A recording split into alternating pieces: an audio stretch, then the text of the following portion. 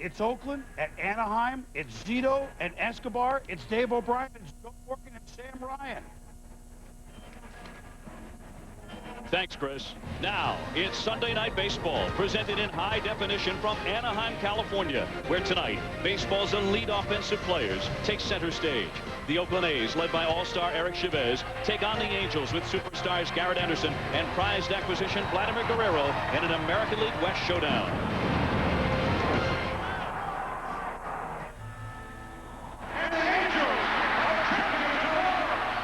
Take a World Series championship. Add two teams who have the best records in baseball since the 2000 season, and you've got the American League's Wild Wild West. Who will be the last team standing?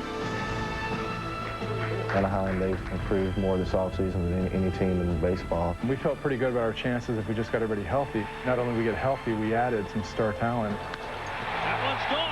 That's what you call investing, isn't it? We did add Vladimir and Jose Guillen, but if you don't have Troy Gloss and Erstad out there healthy, you've got big deficits. Obviously, the first thing that comes to mind with Oakland is pitching. Swing and a miss. He struck him out. This team's been built around pitching the last few years. They come at you every night with a guy on the mound that can shut you down, and it's a challenge. Our pitching is what keeps us afloat. It proves that you can lose a premier player and still contend. The showdown is set. A's and Angels. Right here on Sunday Night Baseball. It's Sunday Night Baseball from Angels Stadium, and tonight, the top two teams from the West, the Oakland A's, take on one of the most feared offenses in baseball in the Anaheim Angels. The A's turning to Barry Zito, their surfing former Cy Young winner, to take the deciding game of this series. In a few moments, the left-hander faces Vladimir Guerrero for the first time in his career. Hi, everybody. Welcome to Anaheim and Sunday Night Baseball. I'm Dave O'Brien. Sam Ryan joins us in just a moment.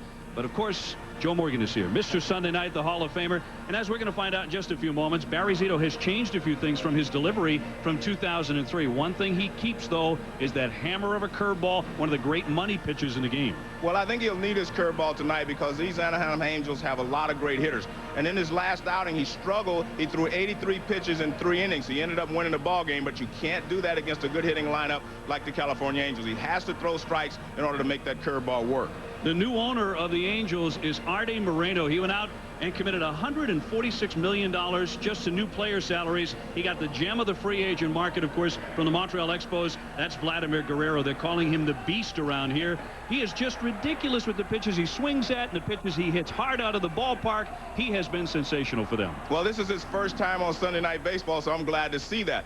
But he reminds me of another great player who was a bad ball hitter as well, the great Roberto Clemente. He's both aggressive and he has a lot of enthusiasm on the field. That's what makes Vladimir Guerrero a great player. Plus, he's a great defensive player as well as offensive. So it's going to be fun to watch an aggressive player play on Sunday night. A cannon for an arm. He'll steal bases, does a lot of things. And they're thinking World Series here in Anaheim. We'll see if Barry Zito can tame the beast when we come back. Now, a lot of changes for this Anaheim team. Kelvin Escobar is on the mound. One part of that $146 million. The 3-time Gold Glover is up against him. That's Eric Chavez of Oakland. And the red-hot Jermaine Dye. He's already hit 6 home runs. They tee it up when we come back. ESPN Sunday Night Baseball, brought to you by the new Mercury Monterey. The new way, it's here. And the makers of Lotrimin Ultra, the latest cure for athlete's foot. It's a beautiful night here in Southern California. Just a magic carpet ride from Disneyland.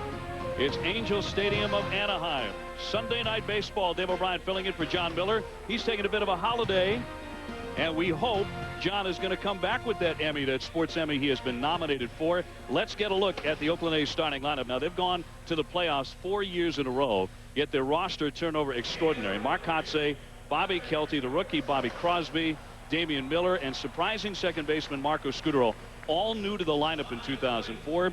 Eric Chavez has won 3 consecutive Gold Gloves, though.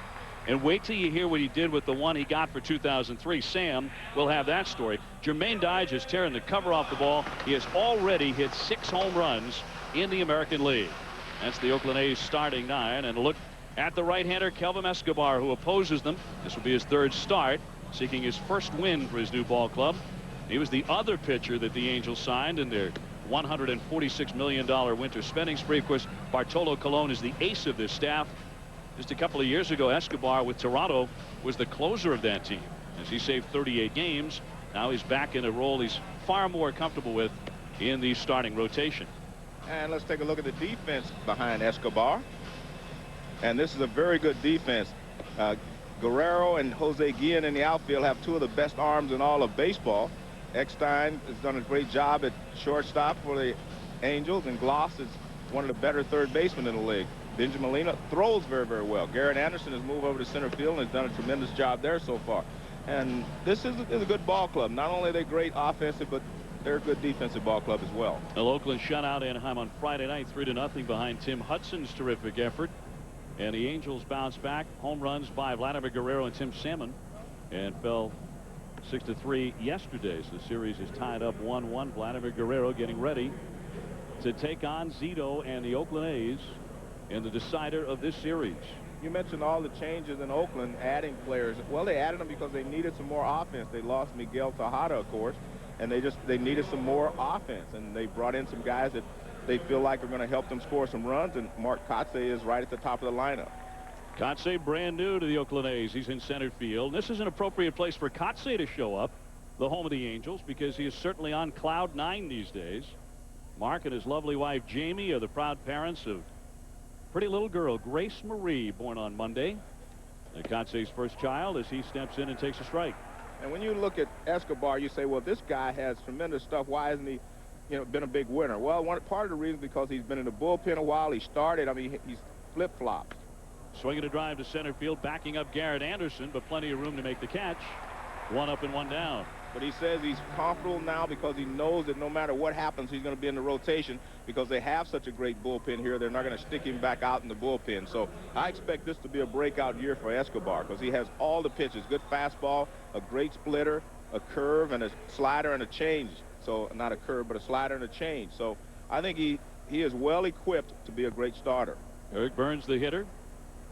He's in left field today and takes down and away for ball 1. We say today and not tonight because the sun has yet to set here in Anaheim. Just a little bit of shadow in left and around the infield, but it should not play a major role in this contest. Escobar's pitch, and you're right, Joe, he does throw about 96, 97 when he really gets it up there. And here's a peek of the shadows from beyond left field. The one thing you see, shadows are out. The sun shines out here. That's okay. And all the hitters are happy that the sun is not out brightly today. Yeah, hiding a little bit from time to time as Burns takes a strike. Eric Chavez up next. And he'll be followed by Jermaine Dye and the heart of the Oakland A's lineup. And they've been to the playoffs 4 consecutive years, Oakland has. And they have lost in the first round every time. And not only that, as Jermaine Dye can tell you, it's been in the 5th and deciding game of the first round every time. It's an amazing statistic that they're not proud of. High chop on the infield. Gloss, who's playing on a tender hamstring, made the play but did not get the out. Eric Burns runs very well down the line, and you can see that Gloss has a hamstring problem. He couldn't bend and get rid of the ball as quickly as he would like. In fact, he was pretty stiff when he got to the ball. Now watch, you won't see him. He won't bend all the way down because he can't stretch. Right there, he just kind of reaches down, catches it behind him, and then makes the throw. But a good hustle by Burns. He beats it out. Right there, you see, doesn't bend all the way down on that leg. And the hustle of Burns, they say tie goes to the runner. Well, it certainly did there in the eyes of Gary Cederstrom, the first base umpire. So Burns is on with an infield single. And that brings up Chavez, who is hitless in his last 14 at-bats. He takes the breaking ball outside. And he actually got off to a good start. And then all of a sudden, he's fallen into this slump lately. Well, he needs a big year. Oakland expecting one after signing him to a 6-year extension over the spring worth $66 million. He files that one back to the net. Well, the interesting thing there is, in the last 3 years, they've lost 2 MVPs, Jason Giambi and Miguel Tejada. Well, they were determined that they were not going to lose Eric Chavez, so he's still here. 26 years old, but he's already won 3 Gold Gloves in a row. In 2003, he hit 29 homers, drove in 101 runs. And he has hit more home runs at his age, Joe, than any athletic, except for Jimmy Fox, Reggie Jackson, and Jose Canseco. Those are some pretty big names, pretty good sluggers. But to offset the loss of Tejada, and as you mentioned previously, Giambi, 2 MVPs, a swing and a miss. He has to come out firing again and just trying to get his bat going a little quicker. It's 2-2. Well, that was a fastball count, and he threw him a changeup. Beautiful changeup there from Escobar. And, of course, he was way out in front. Escobar went 13-9 last season for the Toronto Blue Jays. He has worked in both the closer's role and the starter's position. He is 28 years old. And when you think of Kelvin Escobar, you don't think of a #1 pitcher. Colon has that role. And Bartolo Colon's a guy who can throw 100 miles an hour, one of the brand new Angels.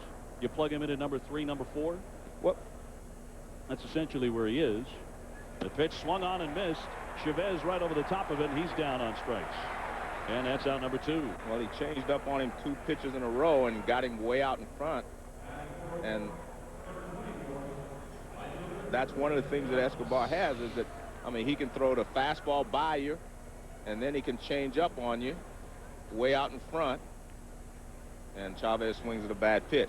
And when you talk about #2s and 3s, I'm glad you brought that up.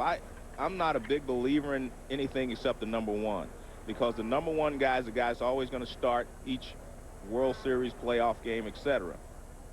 The runner goes. Dye takes it outside. Here's Molina's throw. The Gold Glover can't get him. And Eric Burns is in there with a stolen base and down into scoring territory for the red-hot Dye. And that was a tough pitch for Molina to throw on. He got a great jump on Escobar, and Molina tries to rush it. So he gets a good break there at first base. Now watch Molina. He tries to rush it. Tough pitch to throw on, and he couldn't get on top. But you can see clearly Burns had the base stolen against Escobar and not against the catcher. But you're only going to start your #1 guy like opening day and at the beginning of after All-Star break a lot of times. After that, you know, because of schedules, you're not going to have #1 matched up against #1 all the time, or #2 on each staff matched up against #2 because of off days, because of scheduling. So I think that only matters, you know, right at the beginning of the season, after the All-Star break, and at the beginning of the playoffs. Other than that, I mean, you can pencil guys in anywhere you want. Escobar tonight up against one of the 3 Oakland A's aces. Hudson and Mulder have already worked in the series, and tonight it's the lefty Zito's turn. The pitch is down and in for ball on Jermaine Dye, who has hit in 11 consecutive games. Coming into today, one of just 4 players in the big leagues who could say he's hit in every game. And the 6 home runs, they jump out at you a little bit. Well, what jumps out at me is that he's healthy. After last year was an awful year for Jermaine, and he's healthy now, and he's swinging the bat well. The worst season of his career, hit just 172. 2 stops on the disabled list with knee and shoulder injuries. And there you see the numbers from last season. 4 home runs, 20 at bat, and 20 RBIs. Well, you know, he came to spring training in tremendous shape. Well, you know how he got in shape? Doing Pilates and other strengthening exercises and stretching exercise. He did it with a lot of his teammates. Chavez did it. And so did Mark Kotze. Yeah. Same thing. I mean, it's all the rage in their clubhouse. Ground ball toward the hole. Diving Eckstein. He's got it. The runner will be held at third base. Burns turning around to look. Nice stop by Eckstein. Dye has himself another hit, though, so it's a 12-game hitting streak, and there are men on the corners. And that's a great thing that you do as an infielder. With 2 outs, you always try to keep the ball on the infield. It's not so much about throwing the guy out. See the pitch at the top of the zone, but you're just trying to keep the runner from second base from scoring. So you see Gloss dive, and right there, you see Eckstein behind him. He dives just to keep it on the infield. You're not even concerned with Jermaine Dye. You just do not want to let Burns score. Hey, new to Sunday Night Baseball this season, the ESPN.com Sunday Night All-Star Fantasy Line Update. We're going to show you the top 10 infielders, outfielders, and both starting and relievers, plus our Fantasy All-Star team, the top players at each position over the last 7 days. Stay tuned for the updates coming up at 15 and 45 past the hour throughout tonight's game. Scott Hatteber again at 217, no homers. I think Mr. Zito is ready. His nail's going to be down to nothing if he doesn't get out there soon.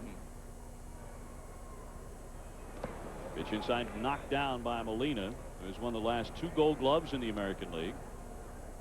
And his brother Jose, who also catches for the Anaheim Angels. The brother catching duo Has also had a terrific season so far. In fact, Benji was out with a hamstring injury early. Missed a bunch of games the first week. In fact, he was not able to play, and his brother did a terrific job. Benji is the older by about a year. Pitch outside. Check swing by Hatterberg. 2 down, 2 on, and the count 2-1. So Jose Molina getting a night off tonight. The first brothers to play on the same major league team since the '62 Giants. Well, you can see they're playing him awfully deep because he doesn't run that well. Grounded up the middle. That's going to be a base hit and driving a run. Burns is in to score. Dye rounding second. He looks healthy. He's into third safely. Hatterberg with his 3rd RBI of the season. That's the 3rd hit and the first to leave the infield in the first inning off Escobar. It is 1-0 Oakland. And a nice play there, nice hitting there by Hatterberg. He just reaches out and pokes this pitch to center field. It's off the outside corner. It was more of a changeup moving away, so he just reaches out and slaps it up the middle, which is good hitting there when you're behind the count. And he drives in the first run of the ball game. So 3 singles, nothing hit terribly hard, but damage done already to Escobar, and that brings up the switch hitting redhead. The switch hitter is the DH Bobby Kelty at 270, no homers yet. He was born just 40 miles east of this ballpark. And he says he was a serious Angels fan.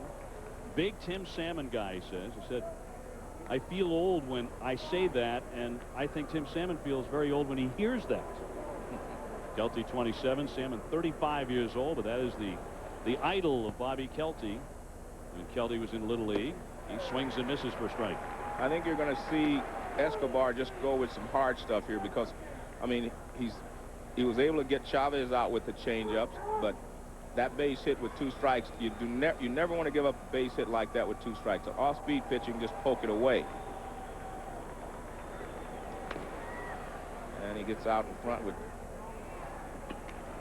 going right after it. Well, you can see why people have raved about Escobar for years in whatever role he occupies, because he can change speed so effectively. He's gone from like 96 to 84 at various times tonight. And I mean, he's got good controls. 2 men on. Swing and a miss. Down and in. Tough pitch to get him. He struck him out. So 2 strikeouts in the inning, but he also allows 3 hits and a run. You're going to get a look at the brand new Anaheim Angels. Vladimir Guerrero to do battle with Barry Zito for the first time when we come back.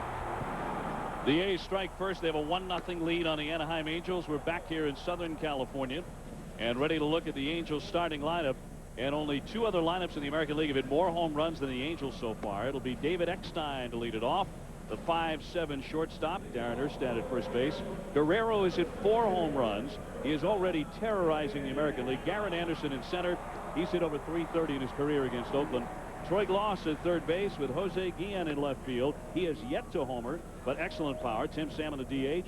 Benji Molina does the catching. Shane Halter is the second baseman. Now the left-hander Barry Zito on the mound. He is 1-1 with an ERA of .415 so far. And Sam Ryan, you have discovered Barry Zito marches to his own drum, but even for an avid guitar player, and that includes his pregame prep, doesn't it? Hey, he's a lefty. What can you say, Dave?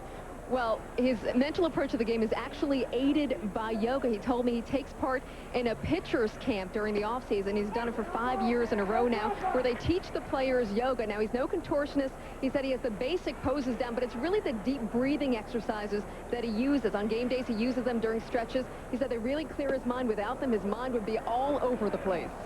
Boy, that's a scary thought. If you've ever peeked into the mind of Barry Zito to begin with, he is a little bit different. I don't know if Flaky covers it. He does some different things. He's a very avid surfer and plays in his sister's rock band.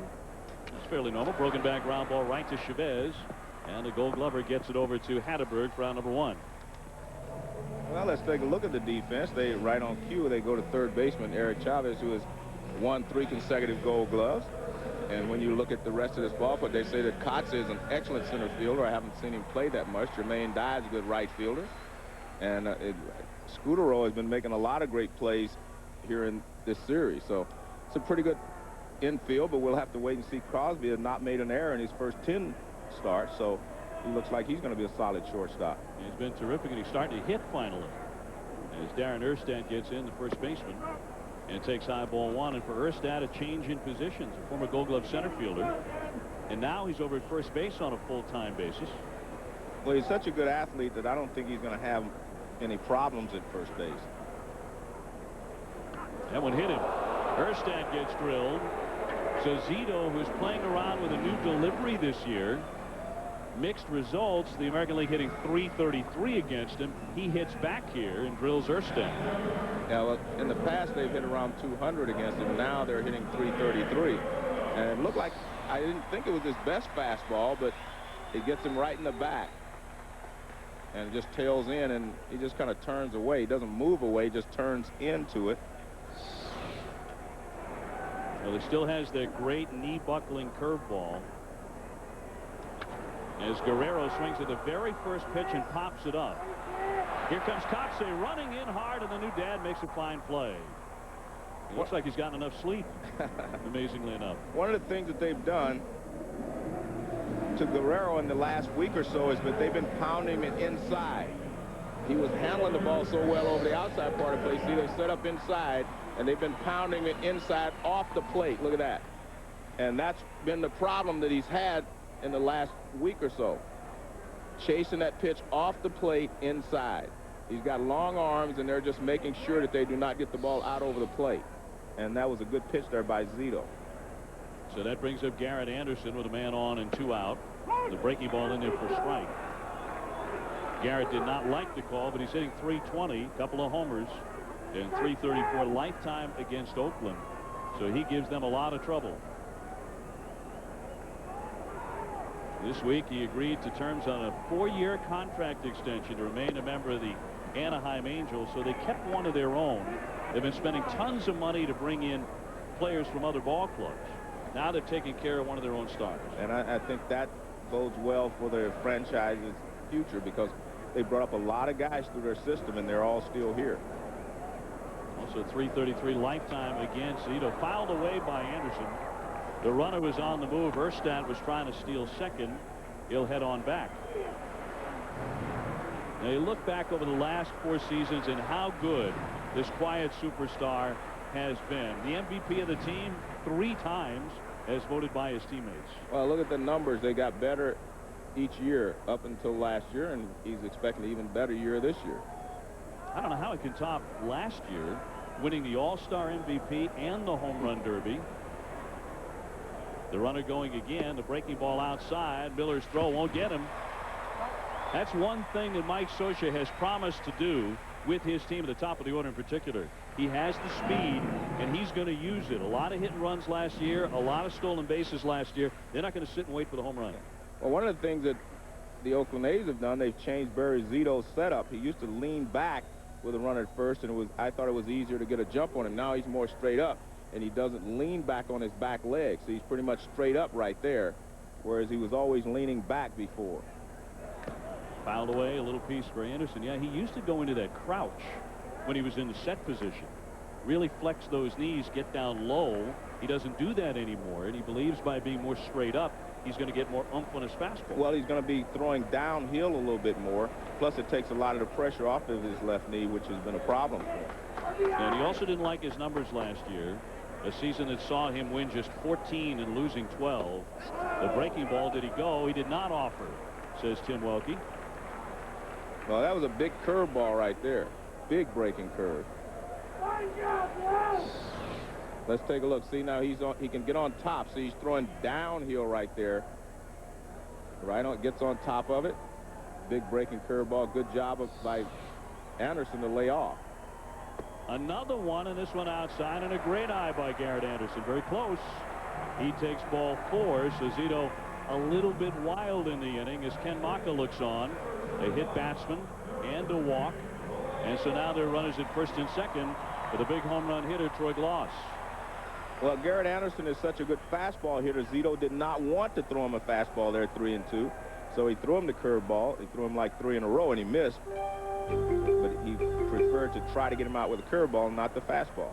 Gloss banged a home run out of here last night. He checks his swing, and that's a fair ball. It'll roll right to Hatterberg, and they're out of the inning. A swing he did not even want to take. Zito gets a tough hitter there. Crosby, Miller, and Scudero coming up 1-0 Oakland. In Anaheim, the balloon man doing his best to work up a multicolored rally monkey. Oakland with a 1-0 lead as we go to the second inning. It'll be Bobby Crosby to lead things off.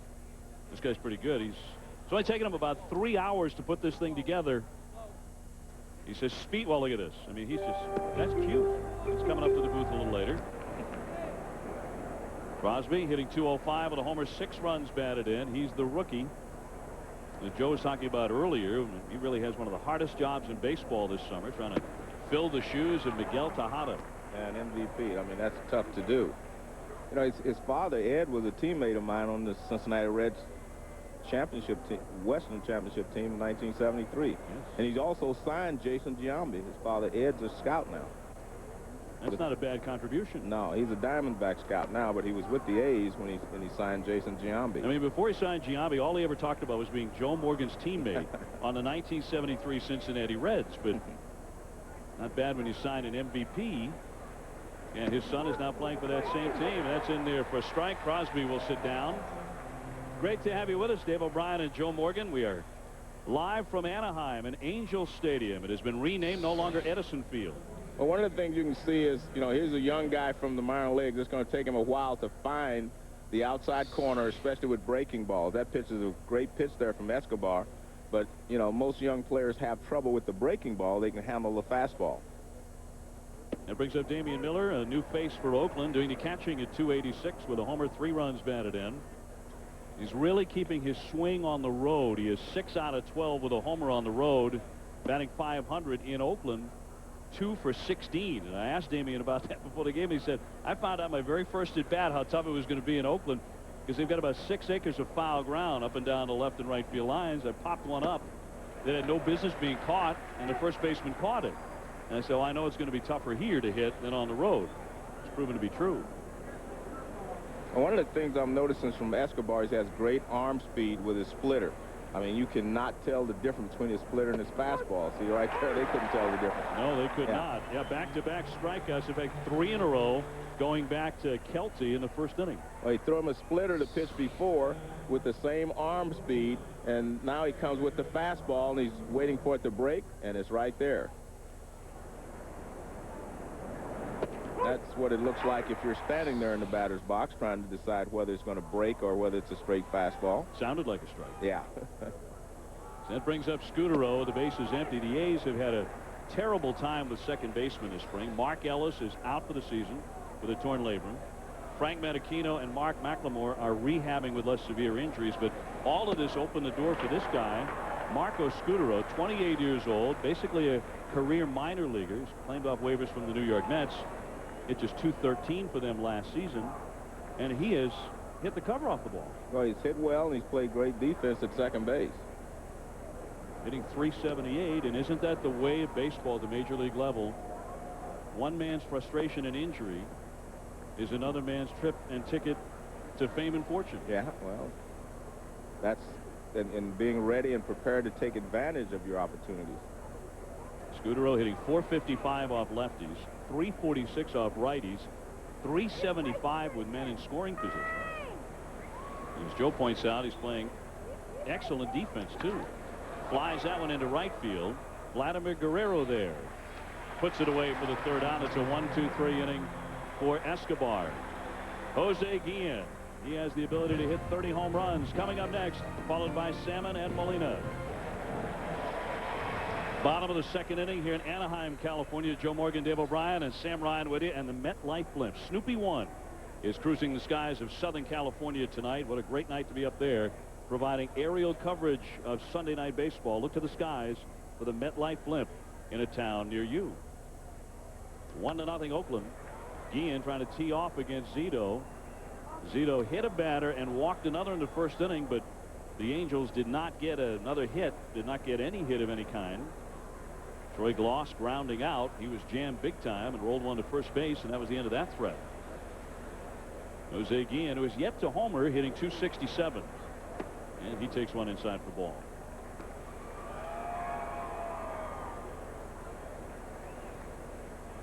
Guillen, an absolute hose for an arm in the outfield. He says as a kid, nobody wanted to play catch with him in his neighborhood in the Dominican because gloves were so scarce, and all the kids were afraid that he was going to bust their gloves. So he spent most of his time throwing a baseball against the wall. Well, he has one of the great arms in the game. But, you know, the thing I remember about him is last year he had 31 home runs, but everybody forgets because he split his time between Cincinnati and Oakland. Now they're waiting for him to bust out here. One of the key pieces to that winter spending spree for the Angels. I mean, they have two great outfield arms, Guillen and Guerrero, in left and in right.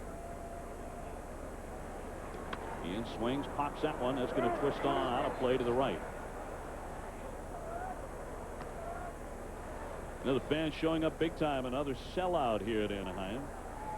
And, you know, we've got to remind these ladies there is a ball game going on. Beyond the wine and the burgers and the fries. I mean, every once in a while, look over your shoulder and catch a pitch or two. Off the fist. Yeah, a little bloop shot. Here comes Burns, but he is not going to get there. He had to play deep with the power of Guillen, and they have their first hit of the night off Barry Zito. That one falls in.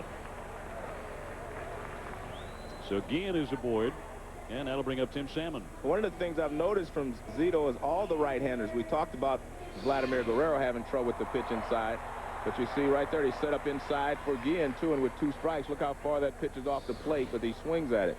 And we saw the same thing with Gloss. I mean, right in quickly on the hand. Gloss was trying to get out of the way, but still he's pitching all the right-handers inside. Salmon hitting just .205 with 1 home run, and he takes high for ball 1. Zito has always given him fits. He's just a 147 hitter off the lefty, 5 out of 34. And you would think that would be unusual with a guy like Salmon because he's not a dead pull hitter. He will go to right center field, and that's what it takes a lot of times to hit against left-handed pitching. He drops in a breaking pitch for a strike. A lot of times the reason right-handed hitters do not hit left-handed pitching well is because the ball tails away from them naturally, and they try to pull it. But most of the guys that go straight away or go to right center, they handle left-handed pitching well from the right side. Guillen aboard and a toss over. Salmon was in that Ray Bork, Phil Mickelson class a couple of years ago in 2002 of signature players, really terrific players who had never won the big one. Of course, Bork went from the Bruins to Colorado, finally and emotionally got to raise the Stanley Cup. Mickelson has won the Masters, cut on and missed by Salmon. And Salmon, who has been an Angel since his rookie year in 1993, finally got to a World Series, had never even played a playoff game, hitting 250 home runs for this organization, never even got to postseason play until the magical year of 2002. He got to win a World Series with the Angels. Check swing and a foul ball right there at the plate. Another good pitch there by Zito with 2 strikes coming in tight on Salmon. You know, you were mentioning Bork winning the Cup and Nicholson winning the Masters, and Salmon really winning the big one. Yeah, I'm with you. Yeah, that's the big one. That's not something you can wear, you know, to dinner at Denny's, like the green jacket. Yeah, that's the World Championship. You're wearing that ring. Some heavyweight material, down low, blocked by Miller, and Guillen stays put at first to count 2-2. Salmon had a lot of success against the Oakland staff last year. He hit 8 home runs against them, trying to get these fans excited, get them up off those seats with another long ball here against Zito.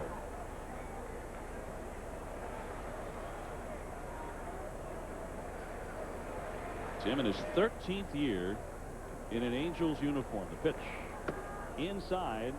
Zito not afraid to come in there, but the count 3-2. But I think he's made up his mind that he's going to go hard inside on these right-handed hitters. But I think they're going to figure that out as well, because if you watched, you know, just in the first inning he's done it, and he's consistently done it here against Salmon and Guillen. So we'll see how he pitches him here with 3-2. Guillen on the move. Broken bat roller toward third. Chavez has one play because they started the runner. Out at first and into second, Jose Guillen. Another fastball in on the hands. And you heard that bat snap. Well, let's take a look at the Lowe's the Angels have signed. And man, have they written some checks. through 2005. Salmon is on that list.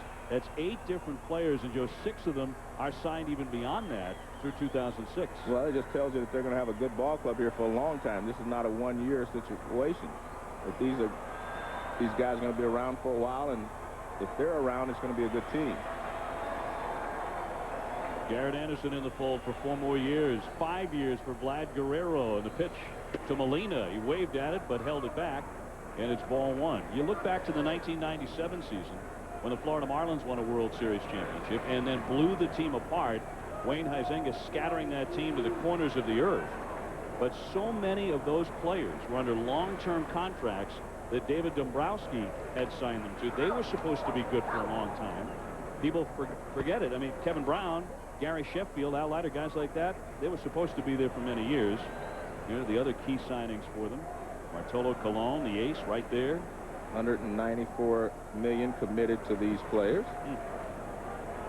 Small piece of change. An investment, says Artie Moreno, their new owner. Up and away. Well, I have to tell you, I know everyone's not happy with that. I know the players are happy, but I guarantee a lot of the owners aren't happy that he's invested that much money. I think he got some attention. Yeah, and he's raised the price of free agent in this market anyway. Now Molina trying to raise the roof, but he pops this one up into left center field. Kotze on the move into the alley. He's got it. Ian will tag up heading into third. He dives in safely. So runner 90 feet away now for Anaheim. Another good pitch there by Zito, then in under the hands. I mean, if you watch, I mean, he is just making a living off these right-handed hitters on the inside corner or off the inside corner. And that is excellent. Most left-handed pitchers cannot pitch right-handed hitters inside because their ball naturally tails away, as I said. But he's been very sharp on the inside part of the plate. He has not missed to the middle when he's trying to go inside. He's missing off the plate inside if he has to. He faces Shane Halter here up top for ball 1. And if Zito wasn't confounding enough with a great curveball, a cut fastball is something he's been throwing once in a while. He tried it out this spring to go along with the nasty curve and the changeup. One misses low, bounces away from Miller, but no advance by Guillen. He stays glued to third. Well, he's decided he wants to throw him a couple. He threw 2 changeups. He hadn't thrown many in the ball game, but he decides he's going to throw Halter 2 straight changeups.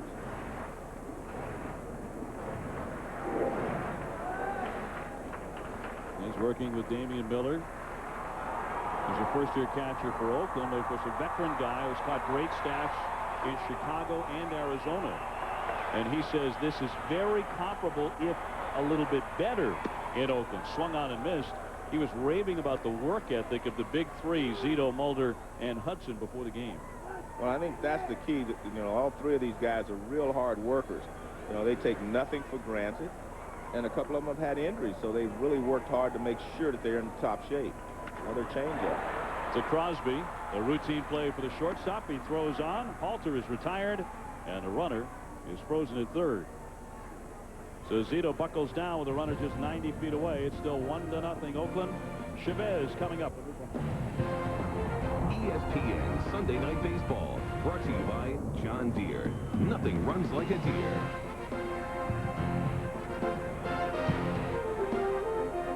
Southern California, definitely a playground. Disneyland, not far from this ballpark.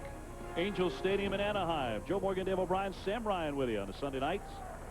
Dave O'Brien filling in for John Miller, who's away at the Emmys. And best of luck to John to get into the win column there as Kotze runs up to bunt and takes it high. Mark Kotze 0 for 1. He is fly to center. Now, Mark is a handsome guy, but the Kotze looks are probably going to come from one of the most beautiful moms in America. His wife, Jamie. Of course, they gave birth to a little girl at the beginning of the week, little Grace. Jamie has been a high-demand fashion model for years. She's been traveling the world on fashion shoots and magazine covers. She's the real star of the Kotze family. It wasn't until Grace was born on Monday. That's in there for strike 3. Kotze will take a seat. His smiling dad along with little Grace. Grace Marie, born on Monday. He has not wiped that grin off his face since. It's a tough stretch, though, to be a new father, because Oakland is on the road for, what, 16 out of 19 games. So he's not going to get to see the little one or Jamie anytime real soon. He admitted that's the hard part right now, as Burns swings and misses. He has an infield single, and he has scored. Eric Chavez up next. 1-0 Oakland in the third inning. Escobar really settled down in the second inning. He gave up 3 hits, none of them really hard in the opening frame, but Joey had 2 strikeouts in the second and a leadoff man here in the third. Well, again, it's all about his arm speed and throwing strikes. I mean, you just cannot detect whether it's a fastball or a splitter from his motion. And the reason that that's a problem is because the fastball comes in, obviously stays straight, stays up, whereas the splitter goes down, and you're waiting for it to go down, and all of a sudden it's by you. Or you think it's a fastball, and you go after it, and the bottom falls out. Up top for a ball on Burns. 2 balls, 2 strikes, 1 out, bases empty. This is the third and final game of this series. They've split the first 2 games, and they're going to meet 19 times, so they're going to get very familiar with each other. Did he check the appeal? And Gary Cederstrom says no swing.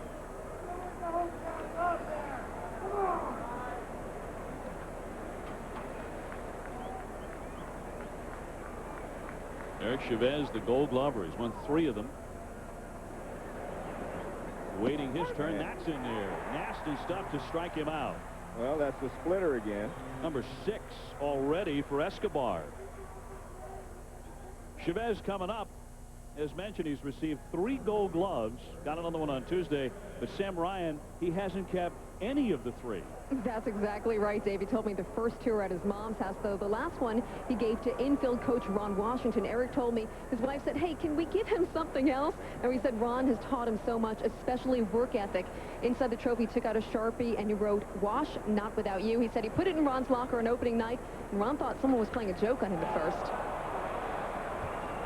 Swinging a drive out to left, not far from the warning track, and Chavez just missed one there. Ron Washington said he was stunned. He said, that kid really loves me. Ron would have loved him a lot more if that ball got out of the ballpark. Underway here in the bottom half of the third inning, and a strike to David Eckstein, who is 0 for 1 tonight. He's grounded out. It is 1-0 Oakland. Joe Morgan, Dave O'Brien with you, along with Sam Ryan, as Barry Zito goes back to work. He's 9-4 lifetime against Anaheim. It's the top of the order for the second time against Eckstein, Erstad, and then Vladimir Guerrero, who is retired on just 1 pitch in his first at bat ever against Zito. Boy, is Zito ever pounding inside, working on the inner part of the plate. 2-1. The good thing is that when he misses, it's off the plate inside, but they're not even looking at the outside part of the plate. Look at that. Everything is inside. A little too far. He's hit his second batter tonight. I was talking about how he was pitching inside, and that's every right-handed hitter. Started with Eckstein in the first inning. Now let's take a look here. First inning, fastball in. Vladimir Guerrero, fastball in. Blouse in. Yin, way in. Salmon, way in. I mean, that's what he's pitching. I mean, Molina, everything's on the inside part of the plate. They're not even faking it by going outside every once in a while. 39 total, 21 for strikes. He's usually more ahead in that category. He hit Erstad the first time they squared off, and then Erstad stole the base on him. Darren had a tough time against Oakland pitchers last year. A lot of hitters do every year, but he hit just 196 against their staff. Next time back in. And they say with his new setup that it's easier for him to throw to first base. He has a better pickoff move to first base rather than sitting back on his left leg, because you have to rock in order to go over there. Next time, good speed, not running, and it's on the corner for strike. So he goes away from the left-hand hitter and pins it right on the corner. And that makes a lot of sense, because left-handers do not face left-handed pitching nearly as much, so you just try to stay away from them. Pitch going away is usually tougher to hit But that angle that he gets on the right-handed hitters makes it tougher for the right-handers to handle the fastball coming in. Zito again will throw over. Well, you see, here's an interesting thing. Every time he throws over, it's like straight over the top. That's because he's standing so tall. But I think it takes a little longer to get the the throw over there from an over-the-hand motion rather than a 3/4 or even a sidearm delivery. So he's really just trying to keep the runner there, and the only guy he's going to pick off if he takes off beforehand. Eckstein goes. The pitch is strike. The throw not a good one and much too late. Eckstein with a theft of second. That's the second stolen base, and an early trend developing whenever the Angels get a man on against Zito. Well, one thing tells me there, after he threw over there those 3 times, he gave away something to Eckstein because he took off right away. He read him perfectly, and he just took off. See, no chance for Molino. The ball's, I mean, no chance, I'm sorry, for Damian Miller. Damian Miller to throw him out because he was already at second base. So into scoring position. And you also have to be careful if you're a left-handed pitcher with a slow delivery of guys stealing third base. Eckstein lashing at that one, fouls it right back to the net. But of course, it's not a good idea to steal third with a left-handed hitter up there because it gives the catcher Miller an easy shot at third base of throwing you out. But if he gets a right-hander up there, you're going to have to be careful because not only that, Zito wasn't even looking at second base. He just kind of paused. Well, that's Kurt Young, the new pitching coach, former A's pitcher himself in the late 80s on some terrific teams. It's in his first year with the Oakland staff. Rick Peterson moving to the New York Mets after years of success here with the Oakland club. Zito did mention that he felt like the time was right with Peterson's departure to change some things. Maybe fool with the cutter. And I don't know what that was. Near balk. Yeah, I don't know what that was. You can't do that. Man. He just kind of hopped on the mound. You can't do that. You can turn around that way, but that was a hop. And not a terribly graceful one for the 6'4" lefty. Eckstein not running. Grounded to the right side. He pulls it to Hatterberg. He'll take it. And down into third, Eckstein. Good job there by Erstad to move the runner. Let's go back to that possible balk by Zito. Well, you can take your leg, raise it, and turn toward second. You can't make a delivery toward the plate. See, I mean, he actually swung his foot a little bit toward the plate and then tried to turn. That's why he had the hop.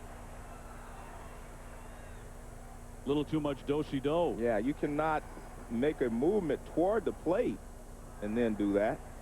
And then, you know, follow on around to second base. Here's Guerrero. Vlad the Impaler, don't blink. He might miss his at-bat.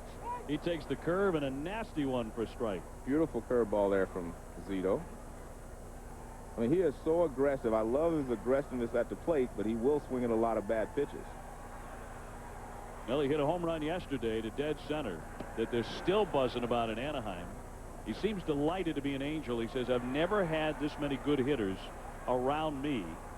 That's no slight against Jose Vidro or Orlando Cabrera up in Montreal, but he's got 4 guys in his lineup who've driven in 100 runs around him.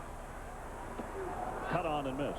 Well, that's Vlad right there. He'll swing at anything he thinks he can reach. Another changeup in the dirt. And there you see the grip of his changeup. Just chokes it back in his hand. Takes it off of his fingertips. Zito comes back under the chin of Guerrero. 2-2. One down with a runner at third. Well, the one thing he did by throwing him a couple of changeups in the dirt, I think he was trying to throw a fastball on the inside corner. That's how he got him out the first time up, off the plate inside. Another jam job in on the thumb. Way inside. I mean, Zito's got him confused right now because the changeup you have to wait on, but the fastball inside you have to be quick on. So he's got him right in between. He doesn't know whether to be quick or to wait. Eckstein over at third base. And now Scudero, the second baseman, is going to trot in and have a quick word here with Zito. Actually, you know what they're going to do? They're going to bring out getting something rid of behind the mound. There's something back there, a piece of tape or whatnot. Or maybe it was something that Zito took off, a chain. Not sure. One down, 2-2 the count. Fly down the right field line, but foul. And again, Zito. And you do not see Vladimir Guerrero have this many bad swings normally. He is completely off balance. The fastball in has gotten him off balance, and the change-up's away. I mean, he is just completely off balance here against Barry Zito. Line drive caught, but not a double play. As Crosby could not hustle that throw over there to get Eckstein. He dives in safely. Well, he lined it, but it was off the hands again. I mean, he was jammed again. Take a look at the pitches in this sequence against Vladimir. Beautiful curveball. Then he comes back with a changeup away. Then he comes back with another, and Vladimir swings at it. Now he starts to pound him with the fastball. Another fastball, all fastballs after that. He got ahead of him with 2 strikes, and everything was fastball in. And there you see another one in off the plate inside. So Barry Zito definitely has a game plan for Vladimir Guerrero. He didn't throw a pitch in the same spot twice in that at bat. Line shot slicing into the outfield. Kotze won't get it. It drops in, and Eckstein scores. So Anderson wasn't going to wait around to have Zito eat him up. He went after the very first pitch and rips a single to tie the game at 1. Well, that's smart hitting there by Anderson. Zito threw him a lot of curveballs the last time up, and he walked him. So he says, I'm not going to let him get ahead of me. And he sit on the fastball. He's sitting on the fastball, and he doesn't try to pull it fastball away, and he just goes the other way with it. That's smart hitting by Anderson. Like you say, I'm not going to sit here and wait for him to start using his best pitch on me. Gloss the hitter, and he takes one up top for ball 1. Anaheim had been 0 for 5 with men in scoring position, but Anderson improves that. Gloss is 0 for 1. Well, that's why he's considered one of the toughest outs in the American League. He and Manny Ramirez.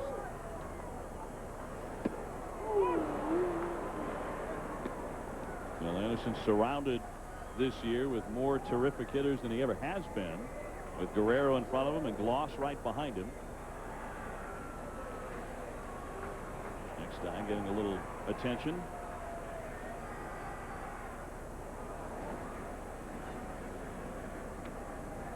Troy Gloss, judging from his 2-homer start on opening day and how he swung the bat in the first week of the season, it looks like he made the right decision when he didn't have surgery, just rest and rehab on his ailing shoulder that gave him so much trouble last year.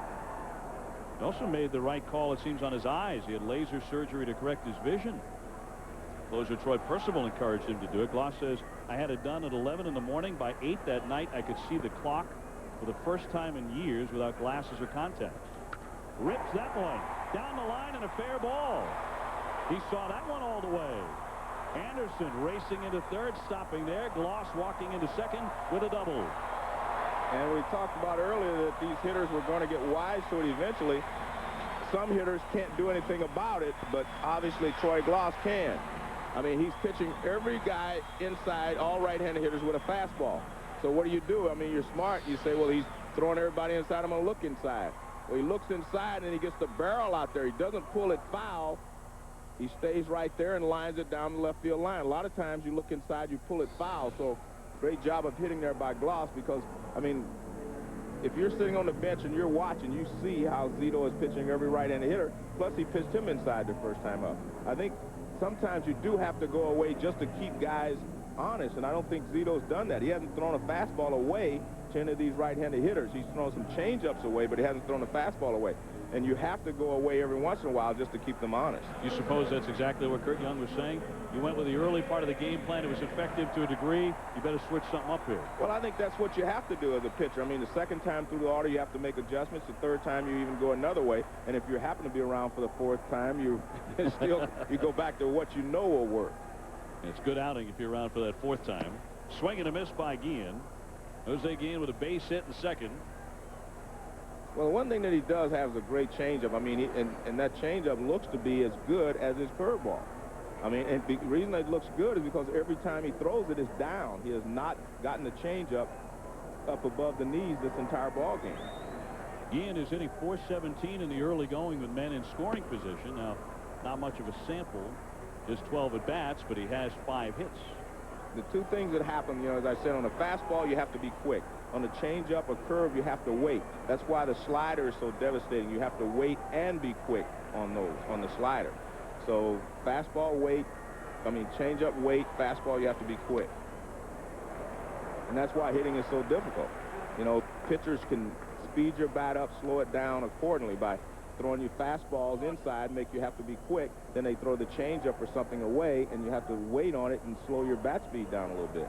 There's a guy in these parts who did a pretty good job calling working college basketball, coaching college basketball years ago, named John Wooden. And his old line was, be quick, but don't hurry. That's pretty good. Sounds like the same thing. Yeah, pretty good.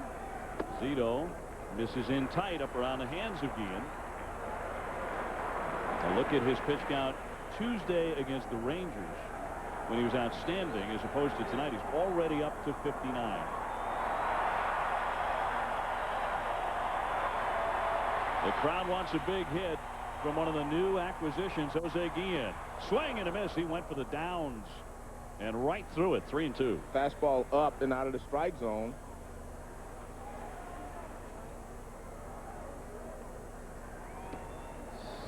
Well, let's take a look. Zito throws this fastball. It's supposed to be in. It is in and up, but it's definitely out of the strike zone. The runners lead at second and third, and it is a pop-up into shallow left. Crosby out. In comes Burns, the left fielder, makes the catch. And there are two men left. Zito holds, but he does give up a run. Top four from Anaheim, and Jermaine Dye with 6 home runs already this season.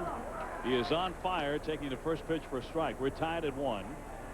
And Dye up to 333. He has tied the franchise record for most home runs in an A's uniform through 10 games. The record goes all the way back to 1901. Joe Reggie Jackson, though, did it in 1974. Some great Oakland teams. Joe Rudy, Sal Bando, Vita Blue. High fly into right. Guerrero going back. He's around the track near the wall. He's got it for the out. Dye barely missing what would have been number 7. Garrett Anderson already has an RBI single tonight. That came off the left-handed Barry Zito. He spent some time with Joe Morgan. And in the 3rd inning, this is one of the things he talked to Joe about, hitting left-handers.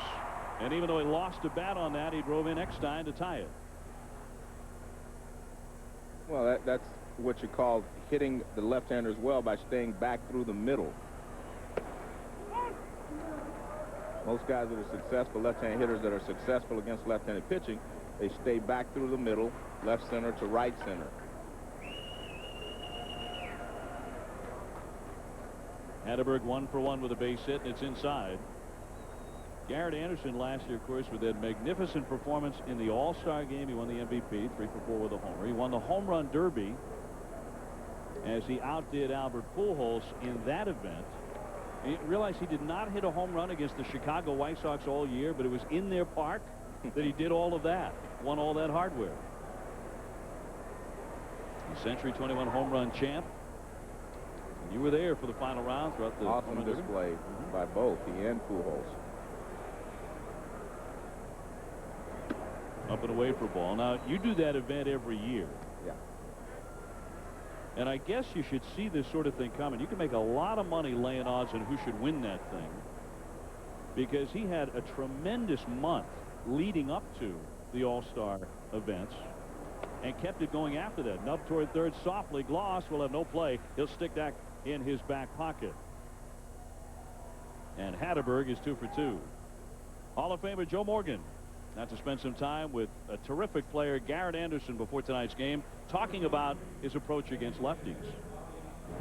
Your approach against left-handers, you're pretty much the same as No, right-handers and left-handers, I have 2 different swings. One for the right-hander and one for the left-hander. My swing is much more short and compact because I have to allow the bat head to travel through the zone. And just being on that side throwing the ball, you want to make sure you really see the ball. So right-handers, I can get a little cocky and beside myself at times, but left-handers, I was told at a young age that no, lefties can't hit lefties, so I really try to prove that wrong. And that's a pretty good point, because that's been kind of universal thought that left-handed hitters didn't hit left-handed pitching very well. But over the history of the game, a lot of left-handed hitters have hit left-handers very well because they have to concentrate harder. the least cocky player on the field tonight. Yeah. But, I mean, you know what happens? We made a good point. Sometimes against right-handed pitching, you just stand in the box. I can do anything I want.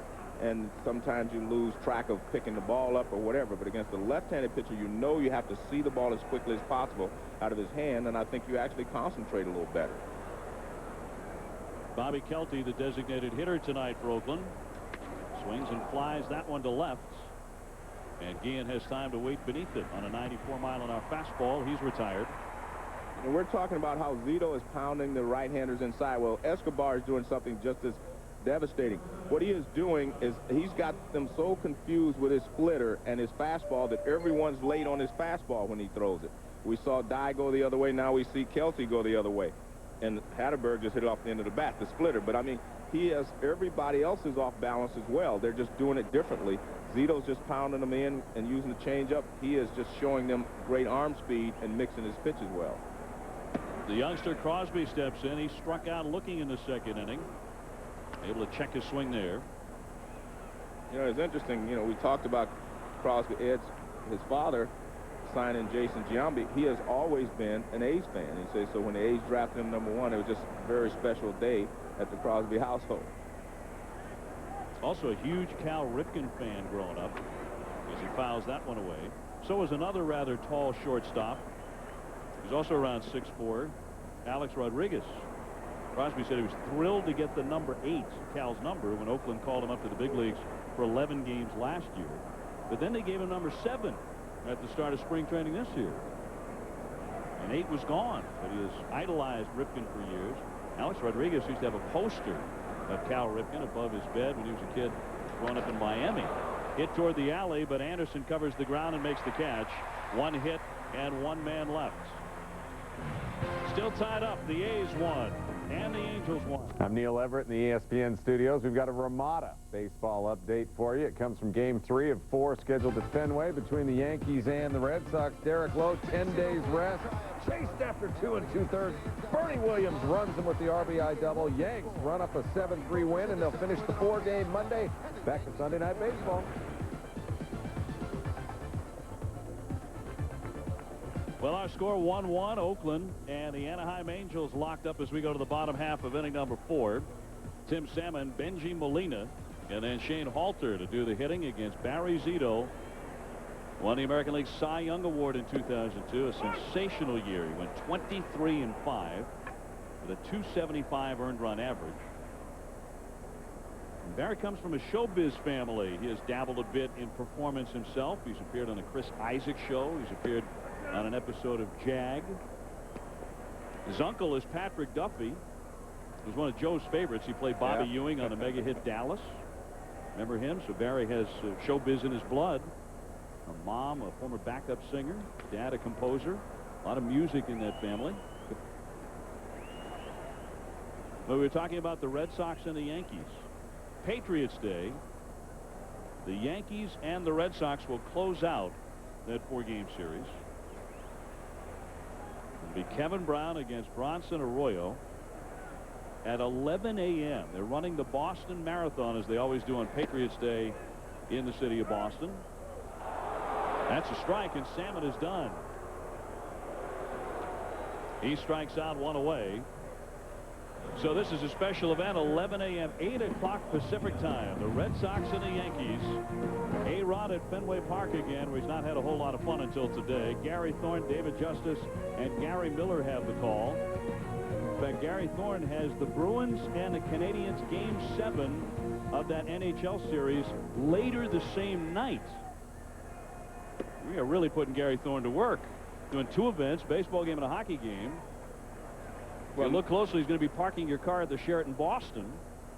If you check in, he's doing a little of everything.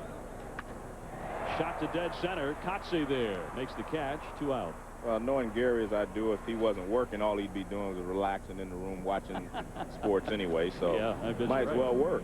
Might as well show up for a couple events. And the marathon going at the same time. Going to be cutting in on details of the Boston Marathon. So a wonderful day in and around Fenway Park tomorrow and on ESPN and ESPN2. Shane Halter 0 for 1. He's grounded out to the shortstop. Zito had kind of a rough third inning. He hit a batter, gave up a single and a double, as the Angels tied it at 1, but he's gotten 2 quick outs here in the 4th. This is game 3 of the season between these two. They're going to be going at each other all summer long. They're going to be meeting 19 times. So if they're sick of each other now after this weekend, just wait a second. They still have 16 more against each other, including 3 at the very end of the season in Oakland. And one of the things about, I talked to the Angels players, and they feel that, I mean, obviously they're going to feel that way. They have an edge, and part of that is because they have faced Zito, Hudson, and Mulder so many times, that they're more familiar with them. And the fact is that they're a much better team now with the addition of Jose Guillen, of course, in the outfield, and Vladimir Guerrero and Bartolo Colon. So they figure that they have an edge because they have seen these guys more, and that they, it doesn't mean you're going to hit them any better, but at least you know what you're up against. 3-0 pitch. He went for it and fouled it away. 3-1. Of course, the old adage is good pitching always beats good hitting. I don't believe that, but it seems to work. One of these days, I guess I'll believe it, but I never like to think that way. And I think the hitters on the Angels, they never think that way. They say, hey, look, we're good hitters, they're good pitchers, but if they make mistakes, they're going to pay for it. So I think that's the approach you have to have. Anytime you, as hitter, go to the plate and say, well, the pitcher has the advantage, well, you're in trouble.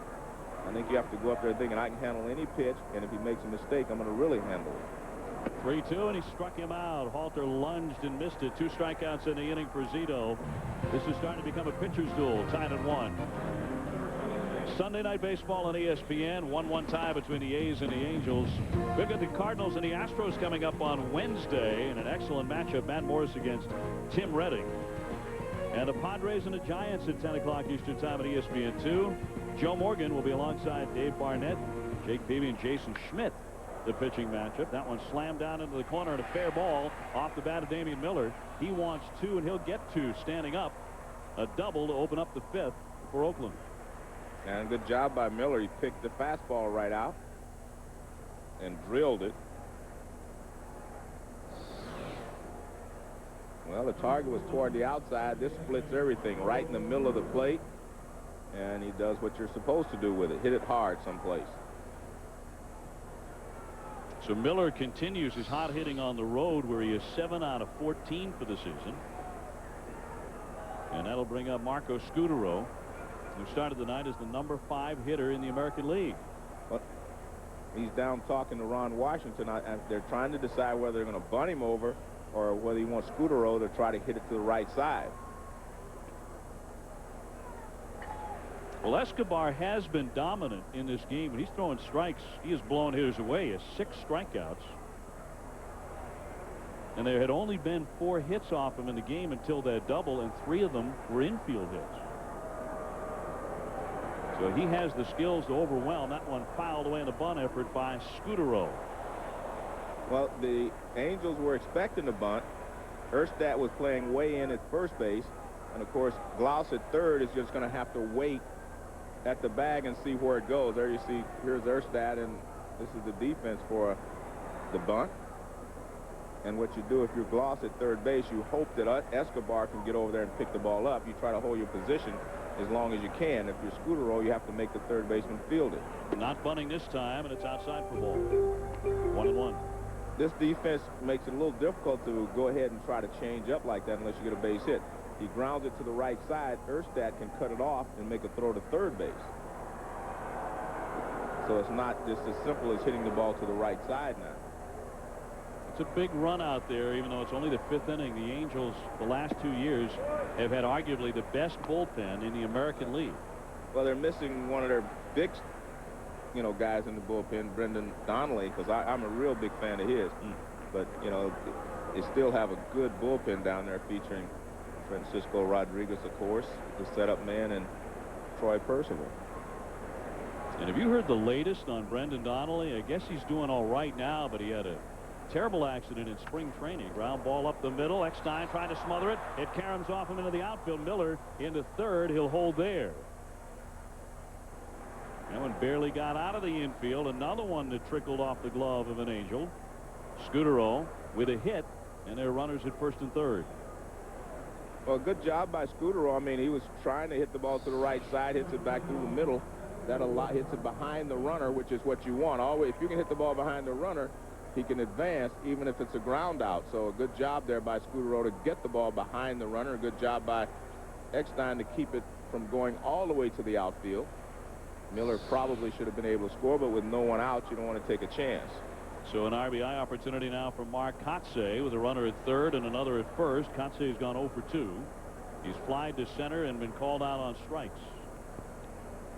Former first-round draft pick of the Marlins in 1996 takes outside. And Donnelly, we're talking about Brendan Donnelly, one of the Angel relievers, was hit in the nose during spring training. And it broke his nose so badly, about 20 different bones in his nose were shattered. And I tried to reset it, tried to treat him as best they could, but he kept having awful nosebleeds. I mean, very violent nosebleeds. At one time, Joe, he had lost over half the blood in his body. And they were scared to death, rushing him to the emergency ward. He's recovering now, and he was out of the ballpark just the other night, but it was scary. He was hospitalized, and the Angels, some of them said, look, as far as his pitching is concerned, that's one thing. We just want to get him back. We fear for his life because of all these awful nosebleeds. It was terrible. Apparently he'll be fine. Miller, the runner at third, nobody out. Scudero at first, a 1-1 tie as Escobar fires. There's a swing and a fly into right field. That should get it done. Guerrero, even with the great arm, makes the catch. Miller coming home. Here comes the throw, and that's going to be cut off. The run in, and Oakland has retaken the lead 2-1.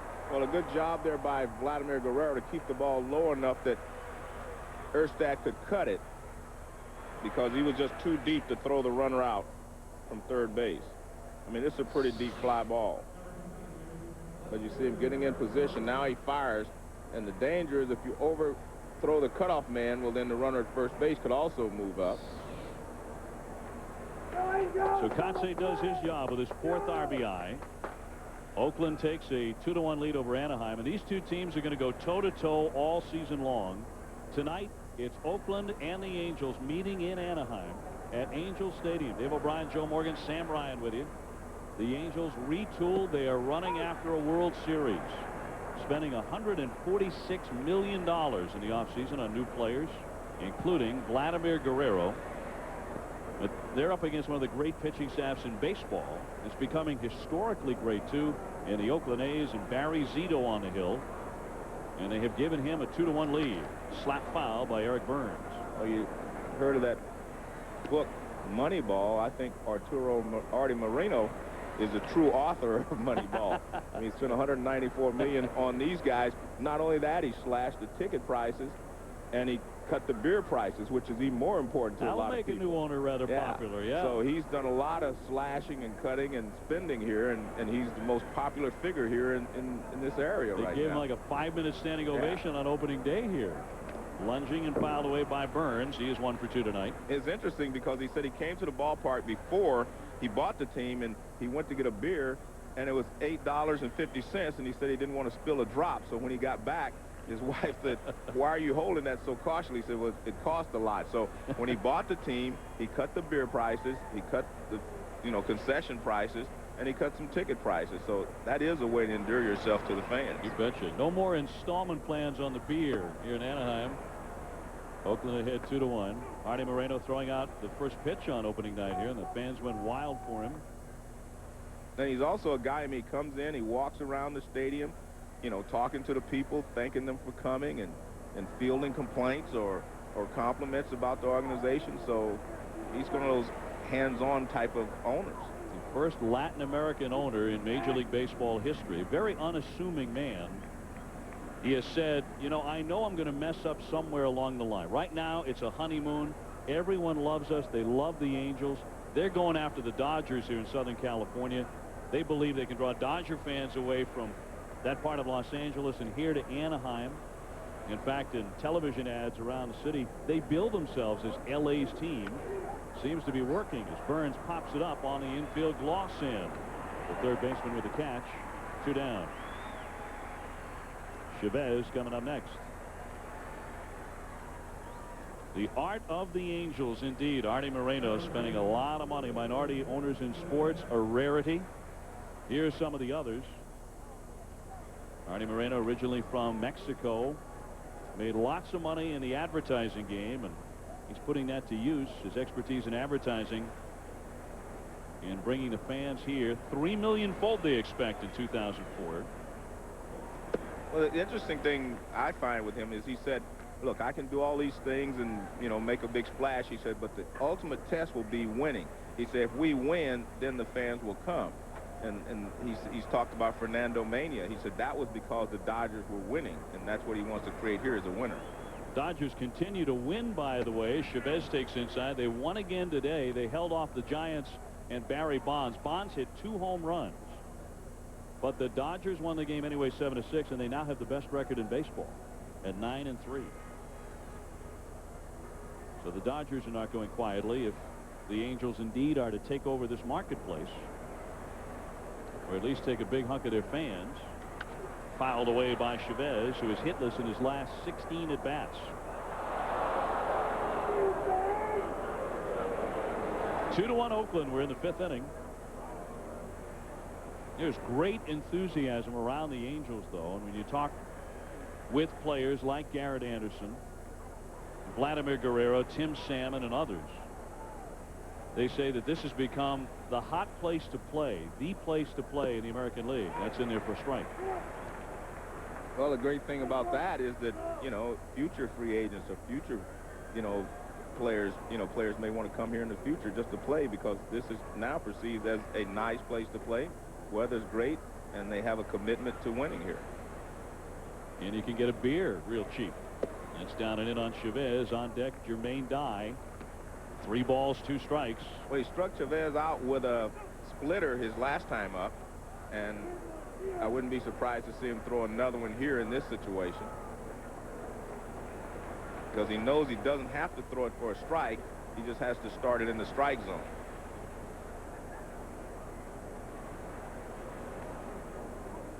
Scudero leading at first, and a run in. He's going, and it's fouled away. Chavez really unloading on that cut. Well, it looked like it was supposed to be a splitter, but it was up. The one thing he has been doing is getting the ball down. That one was up.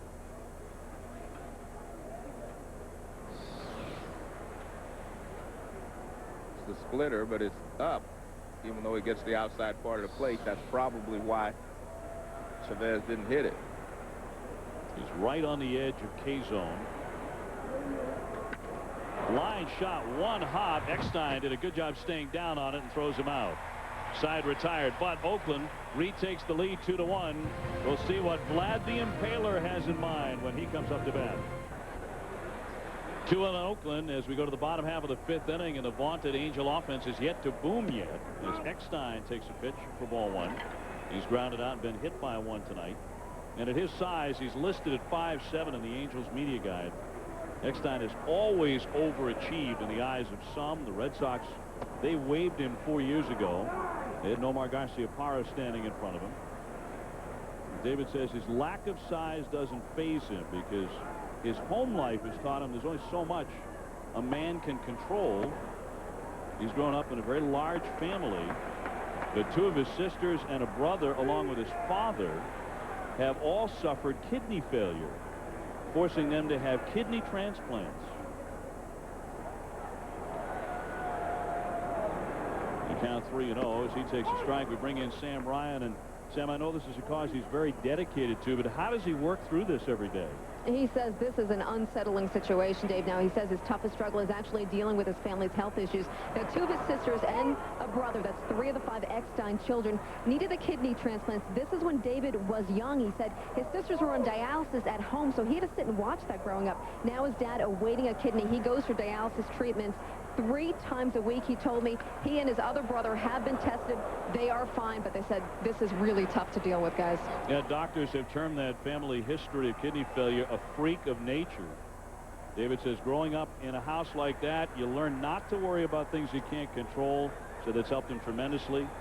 He said, I can't get any taller. I can play harder every day, though, and that one drops in for a base hit for Eckstein. So the little guy with a big heart is on. He's on for the 2nd time in this game. That's a leadoff hit off Barry Zito.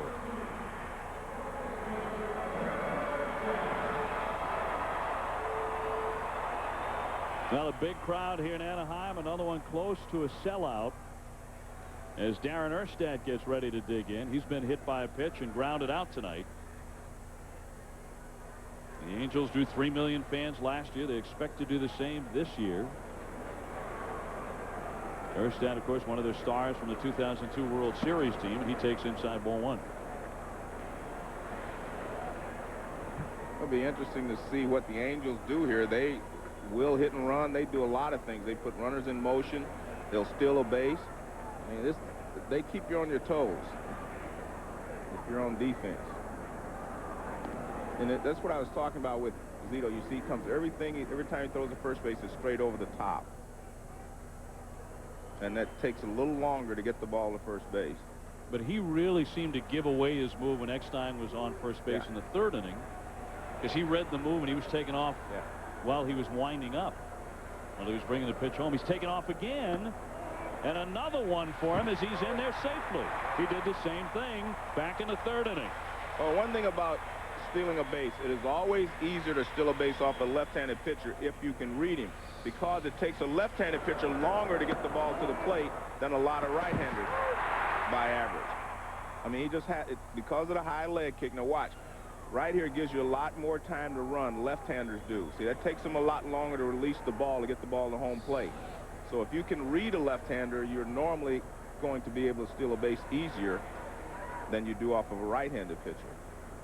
Well, this is a change. If you're not with us at the beginning of the broadcast, it's a different look Barry Zito has rolled out this year.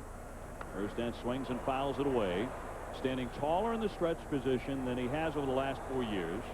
When he used to work out of a near crouch, his hands a little higher. He gets more of a glide, he says, more momentum to the plate.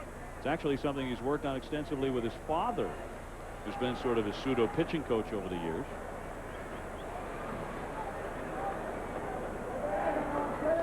The Angels, by the way, have stolen 14 bases in 15 tries, so all of their runners have been almost unanimously successful.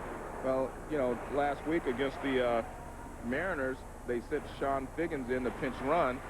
I mean, he stole second base, and he stole third base and scored on a fly ball. And that's just one way that the Angels have learned to manufacture runs over the years, because they will hit and run. They'll steal a base. They move the runners by hitting behind the runners. I mean, they do everything that it takes to win. I really like this Angels team. The World Championship team was one of my favorite teams to watch play. They did everything. They were reminded of the Yankees. Sochu very aggressive, swinging a deep drive out to left center. On the move, Kotze. So is Burns. And the catch made by Kotze. Eckstein very aggressive. He's heading into third. The tag down. It gets away, and he's in safely. That's ultra aggressive. That's what we're talking about. They do run the bases. They put pressure on the defense. And what happened here is that in the outfield, Burns and Kotze were crossing, and it was better for Kotze to catch the ball because he's running. He's left-handed. He gets a better throw toward third base, and the throw is there. Chavez didn't make the catch, but I still think he was going to be safe. So excellent base running there by Eckstein. They're going to check at second base to see if he left too soon, which he did not. But the point is, if you have the left-handed outfielder was coming across, if Burns would have caught the ball running towards center field, he would have had no chance of turning and throwing back to third base because he's right-handed. He would have had no chance to throw the runner out. Well, those two nearly collided, Kotze and Burns, and they had a little word afterwards, a friendly word about whose job it was to take that fly. Well, the right guy took it, but I think Burns kind of, they crossed, so it, you know, may have, you know, caused him some confusion there for a quick second. Here's Guerrero 0 for 2, the infield in, except for the third baseman Chavez, and it's popped up. Guerrero's had a frustrating night, about to go 0 for 3. The catch made by Scudero, and a runner holds at third. Well, he keeps pounding him inside, and Vladimir keeps swinging at it. And I think, you know, because he is aggressive, I think there are times if the guy's getting you out one, well, you have to take a pitch in there. Just go ahead and take it. So everything, well, this was not as much inside as the others he popped up, but that is still a ball middle of the plate in, and that's where they're pitching it. He just about wrapped that bat around his body, didn't he? With that swing? He definitely lets it all go. He leaves nothing in the bag. Here's Garrett Anderson. He's walked and driven in a run with a hit. They're 2 down, and he knows Zito's going to be very careful with this guy with a base open. Well, he goes back to the curveball. We talked about Garrett Anderson being such a good fastball hitter, and that's what he got last time. Zito threw him a lot of curves the first time and walked him. And I think he's going to try to get him out with a breaking ball again. Hitting that fastball in there. Oh, yeah, away. You know, when we were talking about Vladimir, he's so aggressive. He reminds me of Albert Pujols. And Pujols is a little more controlled with his aggression. Vladimir just lets it go. Now, that's an interesting comparison. I don't think of Albert Pujols. Oh, he's very aggressive. As a let-it-fly. Yeah, but he's very aggressive in that he attacks the ball. Yeah. I mean, he really attacks the ball.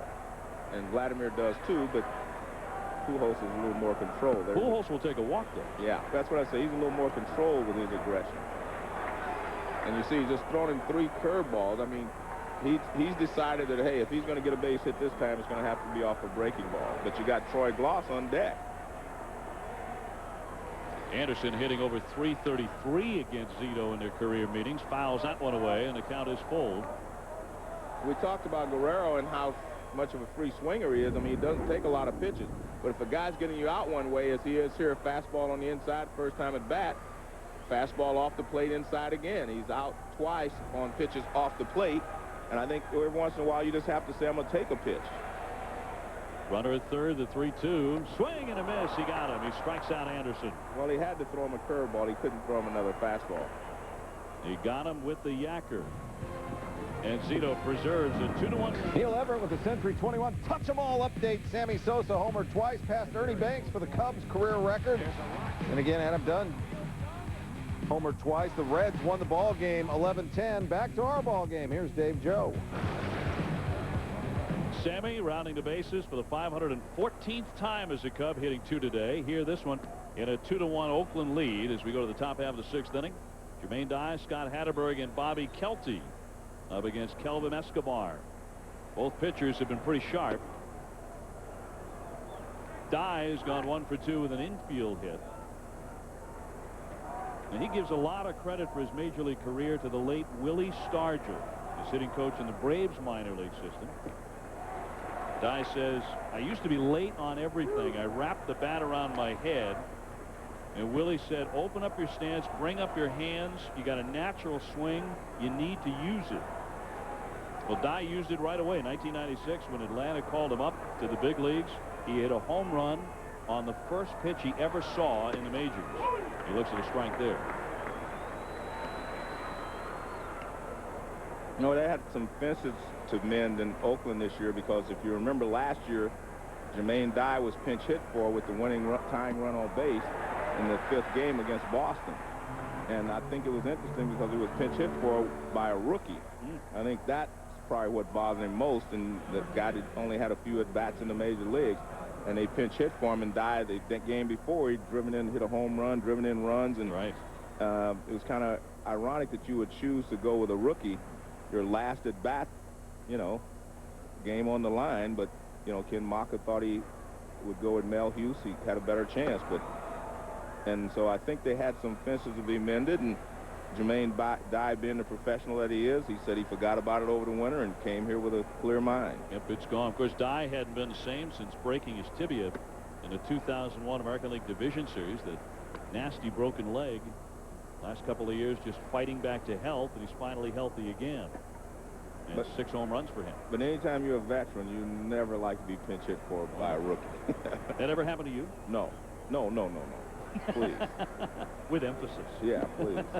I haven't seen it happen too many times to anyone, really. That's right. But as we know, they didn't win anyway. They were beaten by the Boston Red Sox in 5. Well, that is a recurring theme for the Oakland A's. Getting to the playoffs, yes, year after year, 4 straight years. But eliminated in Game 5 every single time. So I think it begs the question. Hatterberg, by the way, 2 for 2 as he bloops a foul off the thumbs. The question, Joe, is, are they good enough to win but not good enough to win in the playoffs. Well, I mean, I think a lot of teams are built, you know, for regular season play. The Yankees are built for postseason play. The Yankees are built to win a championship. And my point there is that the playoffs are different than the regular season. And the big reason that they are different is because in the regular season you face a lot of mediocre pitching, a lot of teams that aren't up to your standards, and they will help you to beat them. Whereas when you get to the postseason, you have to beat the other team. Fouled away by Hatterberg. Kelty up next. And I think that the Yankees have always been built for the postseason, whereas a lot of teams, you know, fare well in the regular season. But you also always have to wonder, when you have Zito, Mulder, and Hudson, I think any manager would like to go into the postseason with those three starters. But for some reason, they have not been able to get over the hump with those three because all the pressure seems to be put on those three because they do not score a lot of runs in the postseason.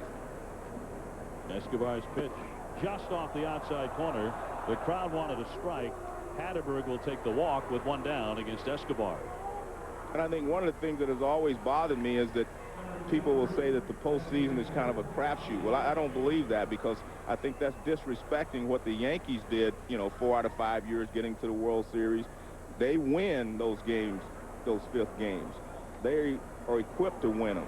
And so I think that's disrespectful to say that, you know, it's just a crapshoot when you go into the postseason. I agree with you as Kelty gets in, and I think it not only disrespects a big budget team like the Yankees, it disrespects a club like the Florida Marlins. And the California Angels. And the Angels, to suggest that, well, it was luck. Yeah. It was nothing but luck for the Marlins last year. They didn't really beat the Giants. They didn't really beat the Cubs. And they didn't beat the Yankees. Or the Yankees. You know, it was just luck. Well, that's just not true. That's disrespectful, because, I mean, the Angels won, the Marlins won, and they're not big market teams, so to speak, although I think, as we said, you know, Marino's changing that here in Anaheim. But I think that you have to give those guys credit, especially the Yankees, for getting 4 out of 5 times, you know, they won the World Championship. I mean, that's talent and handling the pressure of the postseason. And about $180 million. Yeah, but I mean, it wasn't always $180 million. No, sometimes it was 160. Yeah, but I mean, years ago, I mean, the Yankees didn't always have the highest payroll, even though they won the championship. I mean, the Atlanta Braves had a high payroll at times. I mean, a lot of teams have had a high payroll that haven't won. Well, it's pretty remarkable the A's keep winning year after year after year, although they're not winning in the playoffs. And they've lost 2 MVPs in Jason Giambi and Miguel Tejada, and yet they keep going back. But I think the amazing stat was, aside from getting eliminated in the first round, they are 0 for 9 in deciding games. So they've been right there ready to win a series and lost those games. Well, I mean, you have to pat them on the back, like you say, for being in the hunt every year and getting to that point. But at some points you have to win. I mean, that's just the way it is. I mean, to be considered a great team or a great organization, I mean, you have to win. I mean, look, they have a different philosophy, you know, approach. You know, they think about on-base percentage more than they do something else. They think about certain things, and that's fine if it works. But until it works, I think you have to look at the way the game has always been set up. You can't always reinvent the wheel. The one thing that the teams that have won in the past have in common is that the Yankees, the Angels, the Marlins, they could manufacture runs in tight ball games. Escobar delivers in too high. And if you look at the A's, I mean, in those 5 decisive game 5s they lost by a total of 6 runs. So 1 more run here, 1 more run there, and, you know, like you say, they could have gotten over the edge, but, you know, you got to sometimes manufacture runs. You can't just wait for the home run or wait for a walk and then hit a home run. Pierre and Castillo, 2 words. Right. In the World Series last year in the Marlins championship. And the year before, when they was the Angels, they were a running, hitting bunch of guys, moving runners along. They did a lot of things. So, I mean, they led the league in batting average, not on base percentage. So, and it's interesting because I look at the A's, and their on base percentage has gone down each of the last 4 years. You know, in the regular season, they've gone from, you know, 340 plus to down to 320. So, I don't know, but I mean, they're still a good team, and you're always going to be a good team when you have those 3 starters. Kelty, quite a battle here with Escobar, and the pitch ripped but foul. And he continues to get a piece, but nothing straight. Kelty, a switch hitter. He'll be followed by Bobby Crosby. 1 down here. That is, unless Kelty hits into a double play. 104 pitches for him, and this hitter is really making him throw extras. What's the old saying? Good teams make their own luck. That's why the Yankees were lucky and won 4 out of 5. They were a good team. A payoff, trickle toward first base, but foul. But the great thing about baseball, and I mean this, is that, you know, there is always more than one way to get something accomplished. You know, for instance, if you know, you're pitching, you don't always have to throw a curveball to get a guy out, or a fastball. I mean, there's more than one way to get, you know, to get something done. And, you know, the A's philosophy is to do it a little differently than, say, the Yankees' philosophy or the Marlins or the Angels. So, but again, until that works, I mean, you have to look at the other guys and say this is the way to do the job to get it done. Maybe 3 or 4 years from now, after the A's or somebody wins 4 in a row doing that, we'll give them that credit. Could be. Broken bat roller to Halton. Next on to first, not in time for the double play. That was the 10th pitch. The 10th pitch of that at bat. And Kelly's thinking, I broke the bat on top of that. I mean, I was out there all day swinging at pitch after pitch. Weak little roller and busted the bat too. And Crosby will get a chance to hit now, the runner at first. You know, you were talking about David Eckstein being an overachiever, and I wanted to point something out there. He is. He's a great example of that because he is not your prototypical shortstop. He doesn't have a strong arm. He just does it by getting, you know, knowing how to play the game and doing little things. They admire each other tremendously. But I mean, if you compare his arm to, say, Jeter's, A-Rod's, and all the great shortstops, Tejada in the league, I mean, you know, he's going to finish at the bottom of that pole. Got on a miss by Crosby in the game. He has struck out and fly to center. But he is a winning type player. I mean, they won the championship with him playing shortstop, so that proves right there that you can win with a David Eckstein getting the job done for you. All 5, 6.5 of them. I'm a little partial. I'm kind of partial to small guys anyway. I understand that. Yeah. Now you played. Why would you think that? Well, Joe, I think that. Why would you think I'd be partial to short guys? Not saying. I mean, are you? You know. No, you're not. You're not short. You're average size. Oh, okay, all right. Just checking. You're an average size American male, and a good-looking man, I might add. Just checking. I mean, I'm just trying to figure out why you think I was partial to short guys. You're a Hall of Famer, and you know you weren't 6'3" like Bobby Crosby. And, right. The big difference is you had a lot of power, and Eckstein is not a guy who can hit the ball out of the ballpark, but he does a lot of things well. He does a lot of things well. You're right. I mean, and not only that, I think his manager knows that he's going to make the right play at the right time, whether it be at bat, on the bases, or whatever. And I think that's the key. Toss over and back in Kelty. I mean, we've seen him just take off on Barry Zito, read him at first base, steal second base, get himself in the scoring position. Got twice. Yeah. Now, the guy at the plate, much bigger, about 6'3", 6'4". Crosby had a tough first week. He was 3 out of 19. It's a high fly down the left field line. Guillen giving chase at the track and the wall. It's gone. Bobby Crosby with his second major league home run. This a 2-run shot off of Kelvin Escobar. Crosby had a real bad first week. His second week has gone a lot better. Well, we talked about Escobar. He had about a 94-mile-an-hour fastball with movement. Now he throws a 92-mile-an-hour fastball on the inside part of the plate after he had thrown him a lot of off-speed pitches away to get him out, and Crosby puts a charge into it. That quiets the crowd. Oakland with a 4-1 lead. A 2-run shot for Crosby. Escobar will make the walk to the dugout. He is done.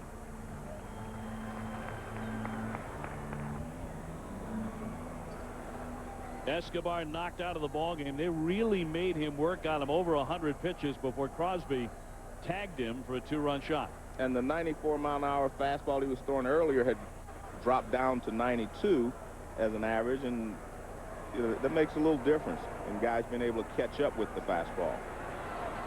Hatterberg took ball 4, but he made him throw 8 pitches, and then Kelty made him throw 10 pitches before he broke his bat on the ground down. So I guess you could say they softened up the right-hander. And Crosby took advantage. Well, we were talking about it earlier that young guys from the minor leagues are always good fastball hitters. They usually have to adjust and learn how to handle the breaking balls here in the big leagues, because the big league breaking balls break a little sharper, and they spot them a lot better than they do in AAA. That's why they're in the big leagues. Weber trying to bring down that 711 earned run average, and he's been hit to the tune of 333. He takes over for Escobar here and bounces that one. Facing Damian Miller, who has struck out and doubled tonight. He's 1 out of 2. So Escobar goes 5 2/3. At times he was quite dominant in this game. Right. I mean, he struck out 5 out of the 6 men he faced between innings 1, 2, and 3 at one stretch of the game. But he's out of the game here in the 6th. And he has yet to record a win for his new team. This is his 3rd start tonight. Weber, kind of a violent delivery, misses outside for ball 4.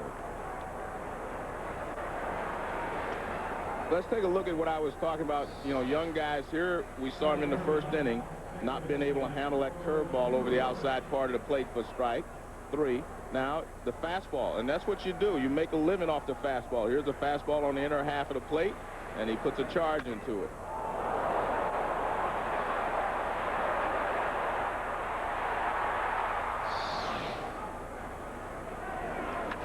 Scudero fouls one away off to the right for a strike. He's flied to right and singled. And make no mistake about it, Dave, you do have to be able to hit the fastball to play in the big leagues. If you can't handle the fastball, you're not going to stay here long.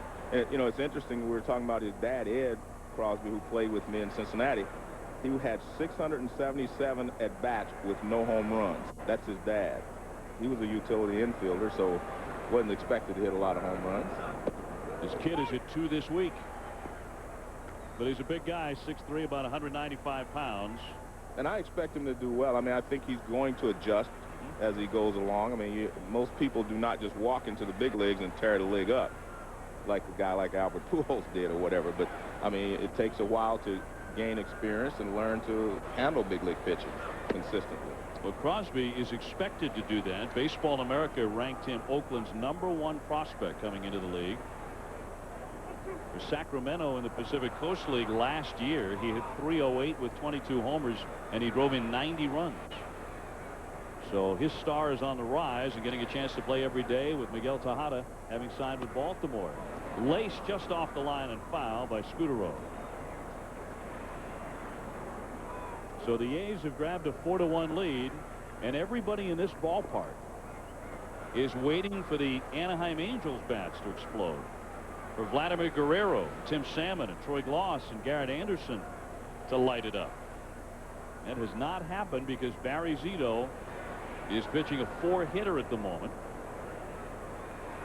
Weber's pitch inside, too far, almost hit him.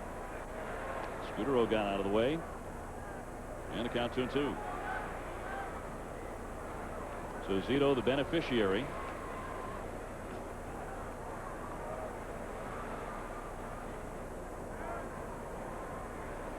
The Angels trying to figure out how to get to Zito. Base hit right underneath the feet of Damian Miller, who moves up and into second. That one almost got him right on the foot. And Scudero continues to hit. He is 2 for 3 in this game. He started the night at .378 playing every day. Runners at first and second. Well, for over 14 years, the MetLife Blimps have been providing aerial TV coverage of sporting and special events. And tonight, Snoopy 1 brings you aerial shots of Sunday night baseball. Look to the skies as the MetLife Blimp visits a town near you. Here's Marcotte. Looper is going to have to race and gets there in time. Erstad with good wheels. Those outfielders' legs. But nobody could catch Bobby Crosby's high fly ball to left off Escobar. Crosby went bing. A 2-run shot, and the A's lead it 4-1. It's the home half of inning number 6 here in Anaheim, California. The A's have a 4-1 lead behind one of their aces, the left-hander Barry Zito, who has been hittable in his first couple of starts of the year, but Not so much tonight. Gloss did get him with a double in the third. He's 1 for 2. The fastball up high. He has been daring to come inside on the Anaheim bats, this prodigious lineup. And Zito has won most of the battles so far tonight. 4 runs on 8 hits for Oakland. 1 run, 4 hits for Anaheim. Gloss, Guillen, Salmon due up in the inning, and a wave and a miss by Troy Gloss. Beautiful changeup after a fastball in. He threw him a changeup away.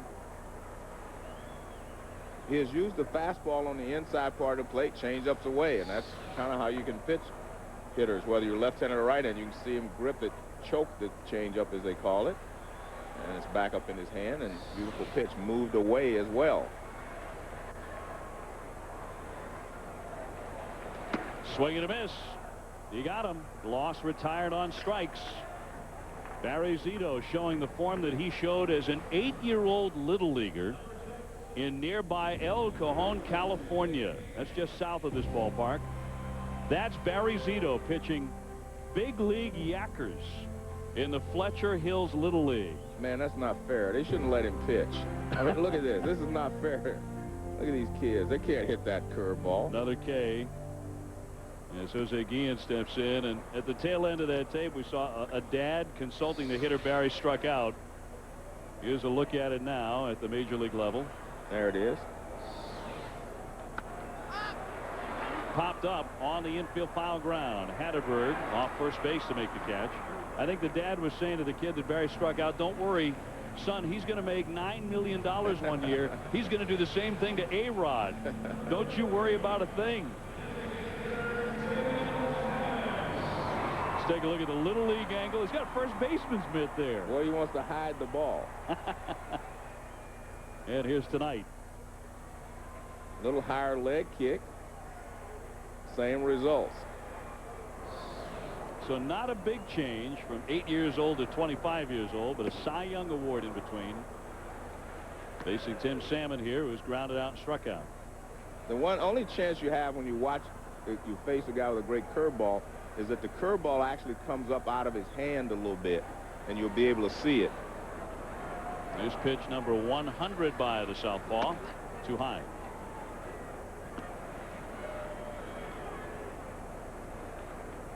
Zito's curveball just devastating. It's been that way ever since he broke into the league. Salmon knows it. Salmon is 5 for 36 against him in his career. And he is pitching beautifully now in that he fired everybody up on the fastball inside, you know, the first couple of times around. Now he's going away with the changeup and throwing more curveballs. He's just keeping them completely off balance because he has them looking for a fastball on the inside part of the plate. Looking for a 1-2-3. There he is. He's staying away now. So that's smart pitching. First couple of times through the order, you say, I'm going to bust you inside. You get the hitter looking there, and then you change your pattern. Zito will always have fond memories of the Angels. He made his major league debut against them 4 years ago, and he beat them as Aaron Seeley gets loose in the bullpen. Swing and a pop-up right center. Change up away again. And Kotze grips it for out number 3. Barry Zito starting to get into a groove. He has retired 6 straight, and he leads by 3 runs.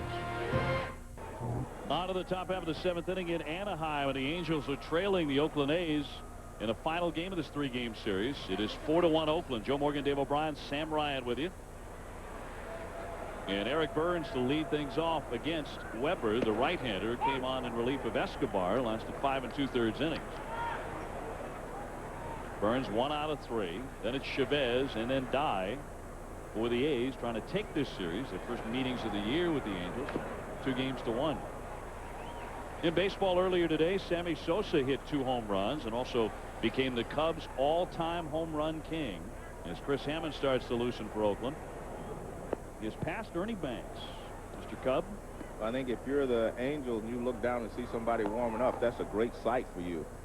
You definitely you figure right now our only chance is to get into the bullpen. We're not going to be able to do much with Zito the way he's throwing. In there for strike 3. Burns will take a seat. Weber fans him. 1 down in front of Chavez. Atlanta Braves star Chipper Jones was carried off the field on a cart today after chasing down a fly ball, hurting a leg. Now, he had been injured earlier in the week, missed a couple of games with a hamstring injury. Didn't seem to hurt him too much. He banged out a couple of homers, but even though the Braves swept that series over the Marlins, Chipper Jones injured. They had already had right fielder J.D. Drew hurt. He was out 5 straight games.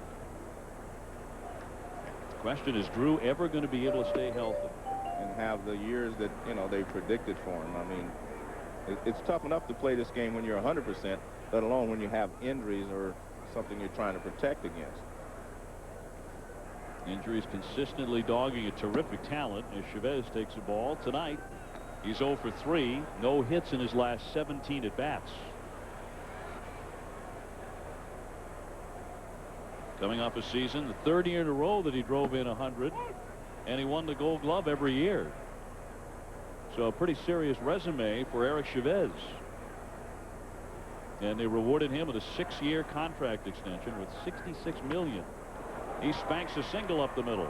So he finally ends that hitting drought. He's 1 for 4 tonight. That's a 1-out single, and Dye is coming up next. And that was a good approach there. He had a 3-1 count, but he didn't try to hit the ball out of the ballpark. He didn't overswing. He just took it and grounded it back through the middle for a base hit. Now watch this. He doesn't try to do too much with this. That's a pretty good pitch to hammer, but what he does, he just goes right back through the middle with it. He doesn't try to hit it out of the ballpark. Nice, relaxed swing right there. You wonder how a guy can go 0 for 14 when he can swing like that. Yeah, we're 0 for 17, which is 17. Coming in, he was 0 for 14. Slicing down the line. That's going to be a fair ball, tucked right inside the chalk by Dye. Chavez into third, taking a look at Ron Washington. He applies the brakes and heads on back. Guerrero came up firing, showing off his arm. The runners at second and third. So Dye with a double. He's 2 for 4 in this one.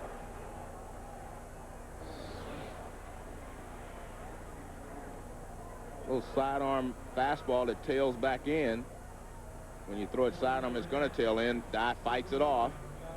And as we say, what a difference a year makes. I mean, he was struggling last year, couldn't handle it. Now when everything's going well, you can hit him off the handle, hit him off the good part of the bat, and you still get base hits. So they're falling in for Dye. Yeah, it sure is. He's healthy at last and feeling great. In the best shape he's been in years, he says. Pilates did it for him. Yeah. You ever try that, Joe? No. I tried a little yoga. You've done some yoga and karate. Yeah, yeah. So anything I said about you being, you know, under 6 feet earlier, forget anything I said about that. I'm going to mess with Joe Morgan. The pitch is down low on Hatterberg, who has singled 2 times and taken a walk, but health is such a vital thing, and in Jermaine Dye's case, after that awful leg break during the playoffs a couple of years ago, it was just a question of getting back to health finally. That's all he wanted to do, and now it's starting to pay off. Well, it definitely is. I mean, I talked to him before the ball game. He said, hey, he feels great. He's swinging the bat great, and the results prove that. Infield in here for Anaheim. It is 4-1 Oakland, and the game could get away from the Angels right now. Exactly. I mean, they're in a very difficult situation. I mean, they're sitting here with, you know, already down 3 runs to Barry Zito, and if you fall any further down, you're going to really have problems coming back. Well, there's ball 4. It's going to load up the bases. Hatterberg has not made an out tonight. 2 singles, 2 walks. And Bud Black is going to come out of the Angel dugout, their pitching coach. Well, they don't have a left-hander down in the bullpen, so it really doesn't matter. You can't turn, you know, the switch hitter around. I mean, in which what you like to do so that it'd be easier to double him up on a ground ball. But the Angels do not have a left-hander in their bullpen, which is something I'm sure they'll address before the year is over. So man at every base. Gloss and Chavez, a couple of outstanding third basemen, chatting it up very amiably over there at third as Black heads back to his dugout. And it's the right-hander Greg getting loose because they do not have a lefty in the bullpen. And I mean, that's very, very unusual. I've seen teams with 1, you know, but having only having one is very difficult, I think, for a manager, but having none is even more difficult. A lot of managers want 3. Yeah, that's what I mean. We did a game in San Diego, and they only had 1. The Padres had 1 in their bullpen. Well, Kelty is 0 for 3, but a chance to really bust it open here. No place to put him. The base is jammed. The switch hitter on the left side fouls it back to the net.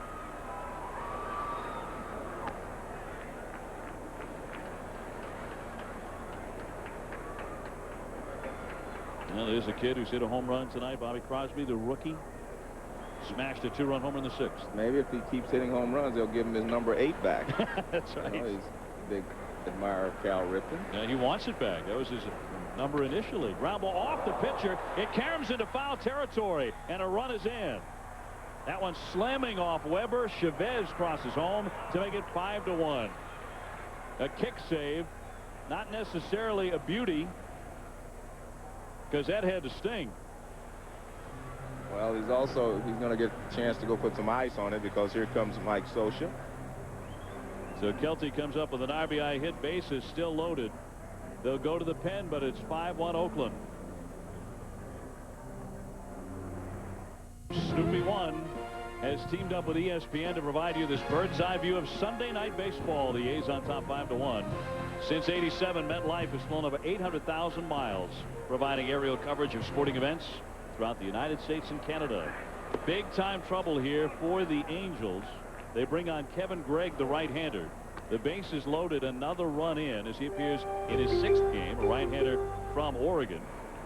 He's been a career minor leaguer since 1996, getting a chance in the big leagues and facing a young guy who is a rookie, starting to emerge on the scene for Oakland. A big cut by Bobby Crosby, who's already cracked a 2-run homer tonight. That batting average going up. 2 homers, 8 runs batted in now for the number 1 A's prospect now in the majors.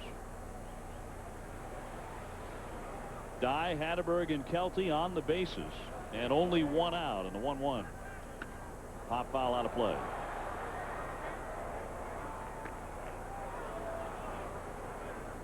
So not only a 5-1 lead for the A's, but with Zito on the mound as Dye leads at 3rd, Hatterberg at 2nd, and Kelty moments ago an RBI hit off the pitcher. Literally, he's at 1st. 11 hits for the A's, and looking for another. Fly ball deep left. Guillen backing up, room to make the catch. He has it. Dye with the grab, and Dye coming in after Guillen made that. And a close play at 3rd base. He slides in safely as Dye scores to make it 6-1. And here comes Scioscia. He thinks Hatterberg is out at 3rd base. A bang play on the tag. Tim Welke, the crew chief, making the call.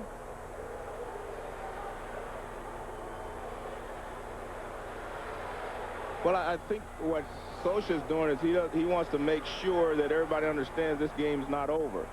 The throw right in there, he holds it. A good job by Gloss to decoy. And from this angle, you can't tell when the ball actually touches. Maybe we'll get a better look here. Well, that's a very close call. I mean, it looks to me like when the glove touches him, he may have been out, but I mean, I can't be 100% sure from that angle. I'm not sure how Mike Scioscia could have seen that from his angle. angle. From the other side. I think he was reacting to Gloss. Gloss was the one that yelled at him that he was out and let him know that. And to me, it looked like he had his foot in there just a split second before the tag. Well, see, we disagree. I thought he was having but if he touched him when it appeared that he did, you just can't tell when the glove actually touches the body. Damian Miller up with runners at 1st and 3rd, and that one is popped down the right field line, twisting foul.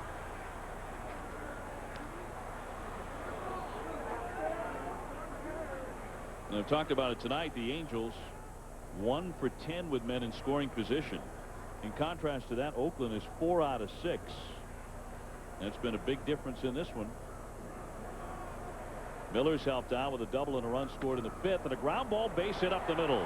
That brings in Hatterberg. So that call going against the Anaheim Angels, that hurts doubly. It is 7-1. An RBI hit for Miller, his 2nd hit of the game. It's turning out to be a long, long inning, Joe, for the Anaheim bullpen. Well, it's interesting because we talked about the A's having to find some offense, etc., other than just hitting the ball out of the ballpark. Well, they've gotten 12 base hits. They've scored 7 runs, and actually they've hit 1 home run. A little different than the normal A's. I mean, there's a lot of base hits, moving runners, getting hits with runners in scoring position, and that's what they've been able to do tonight. So turning into a big inning, a 3-run inning so far here in the 7th. Swinging a high fly down a left field line, hugging that foul line, and that ball is foul off the bat of Scudero. He has 2 singles tonight. He was going for the seats there. Oakland 7, 8, and 9 hitters in the first 2 games of the series hit .435. Tonight, 5 out of 9 with 4 RBIs. Crosby with a 2-run homer. Miller has 2 hits. Scudero has 2 hits.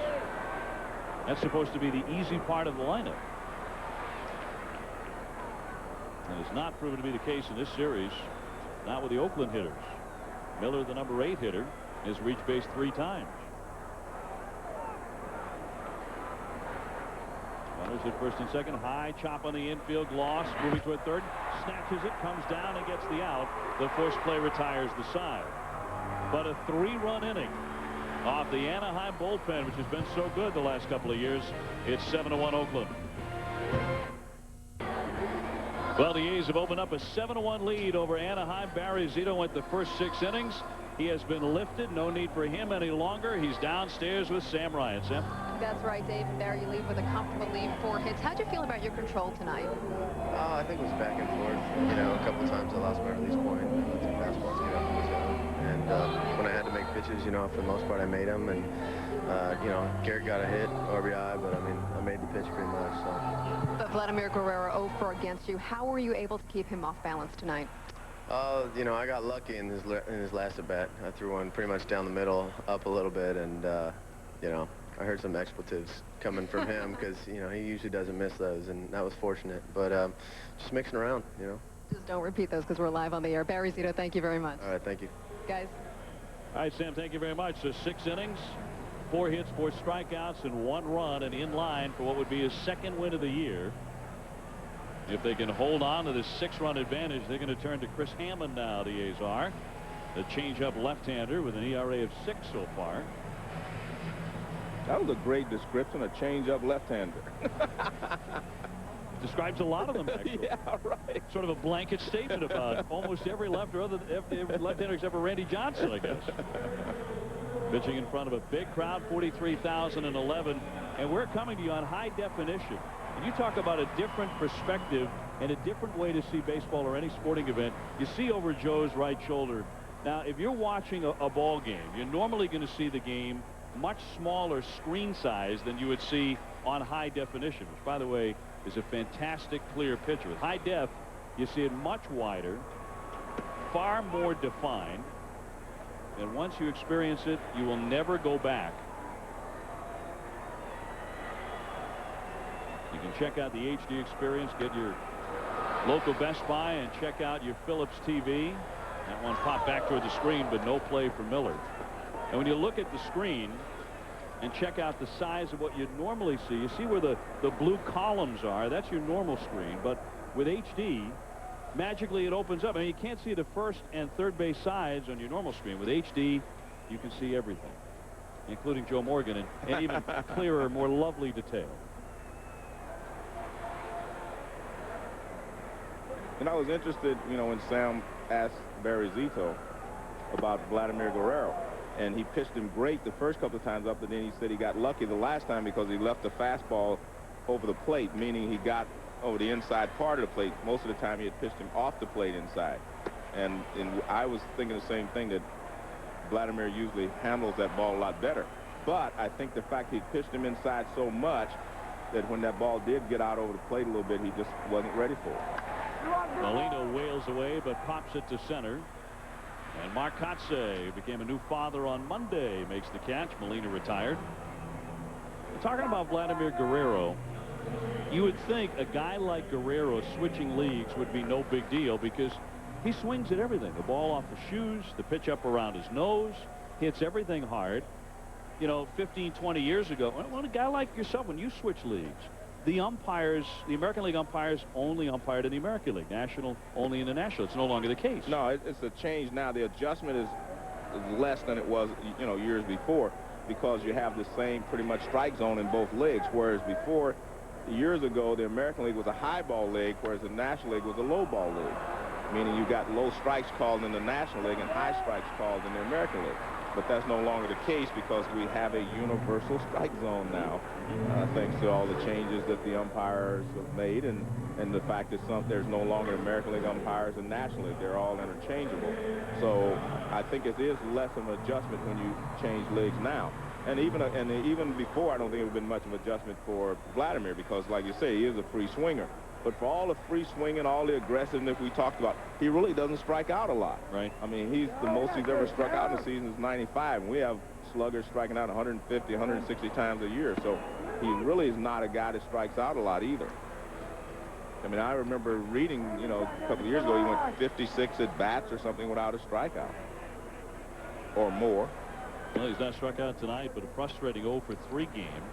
And I think the real frustration was the last at-bat because he had a runner at third, less than 2 outs. All he had to do was hit a fly ball or maybe a ground ball even, and he could have tied the score. So, and he popped it up. Hammond hits Eckstein, and this one hurt a little bit as he went down almost all the way to the ground. That's the second time he's been hit by a pitch tonight. 27 times a couple of years ago. We're talking about Guerrero. He's flied out, lined out, and popped up tonight. Well, that's the first at bat again off the plate, way off the plate again inside. And this one, see, that ball got a lot of the plate. That's the one that Zito said that, you know, he got lucky on. And I think he did get a little lucky. As Barry said, I heard some expletives. I'm not sure if they were in English or Spanish. Usually, Vlad uses an interpreter. And we may be grateful that he didn't choose to use one there. Well, he's up after Erstad. Should we get that far? 2 down and a man on. Erstad swings, lifts a high fly ball way up there, but not deep enough. And Dye barely had to move for it. Side retired. So we'll have to wait another inning for Guerrero. And the A's sailing here through 7. They have a 7-1 lead. It's nightfall in Anaheim. Oakland leading Anaheim 7-1 in the top half of the 8th inning. Look at all those hits for the A's. And how about all the pitchers that Anaheim has had to use? They've been throwing a lot of pitches. Giving up all those hits. Greg still on, facing Mark Kotsay, who has gone 0-for-3 with a sacrifice to drive and a run. Mark had a brilliant career at Cal State Fullerton. In fact, he was one of the best college players of all time.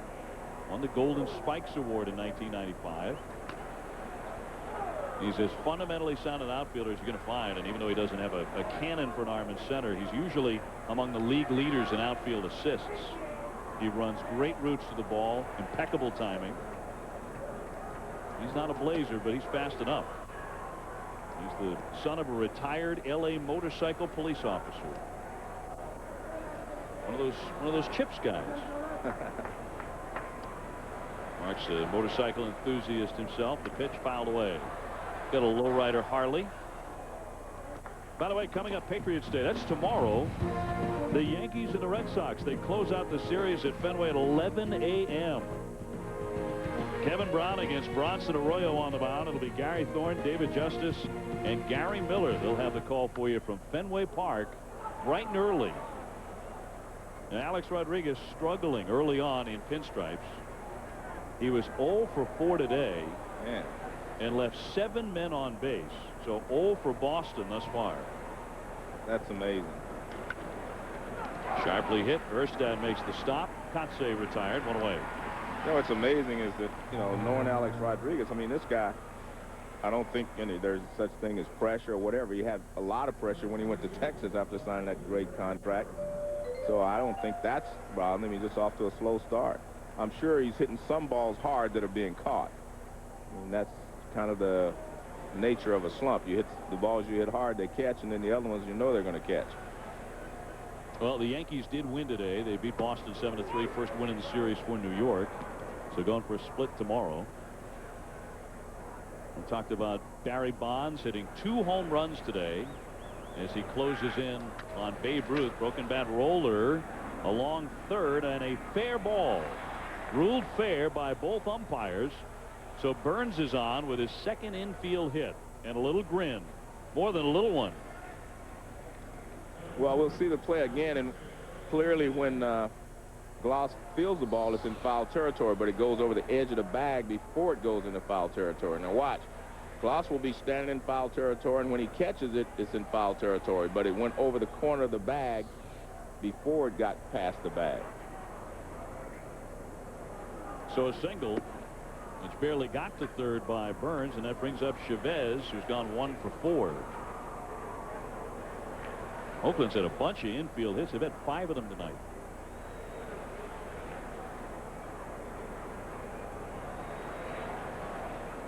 Sammy Sosa also hit 2 home runs today for the Cubs to become the Chicago Cubs all-time home run king, passing Ernie Banks. The Pittsburgh Pirates swept the Mets.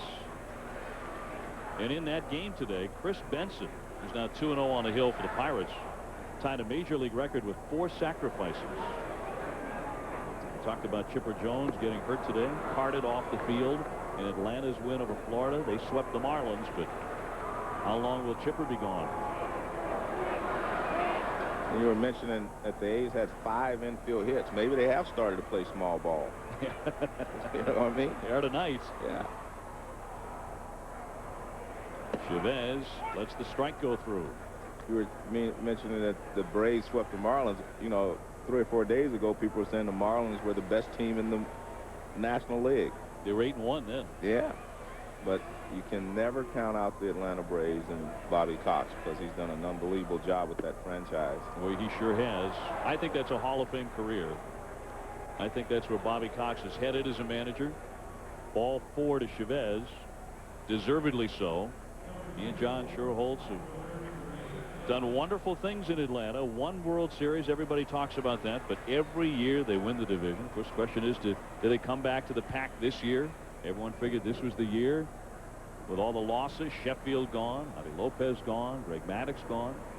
And they're actually a little similar to the A's because they've won all these divisional titles and not a world championship. Dye 2 for 4 with a single, double, and a run scored. But they always got past the first round. They just didn't win the championships. Just a staggering run by Atlanta as Dye lets it go. Check the swing.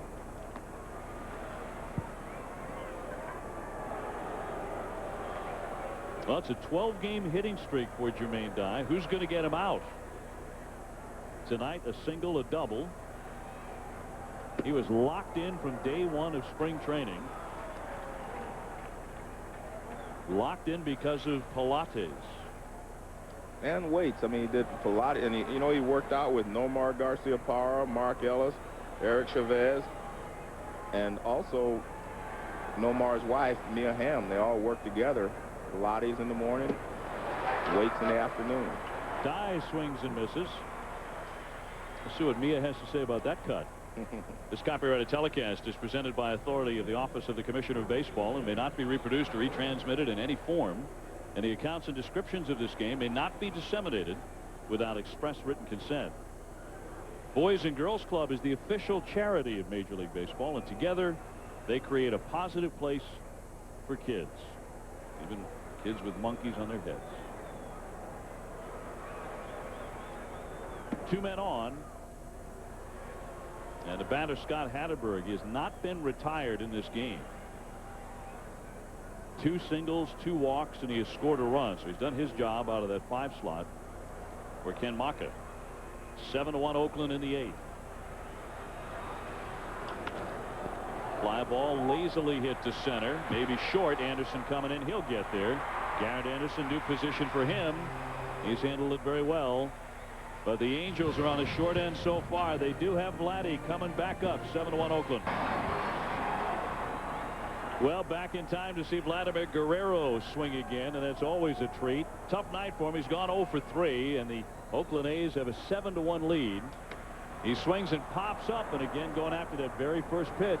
Change up. You know, we were talking about Barry Zito and the fact that he was pounding the right-handers inside, and then the last time around he threw a lot of change-ups and curveballs away. And it sounds so simple, but you have to have the equipment to be able to do that.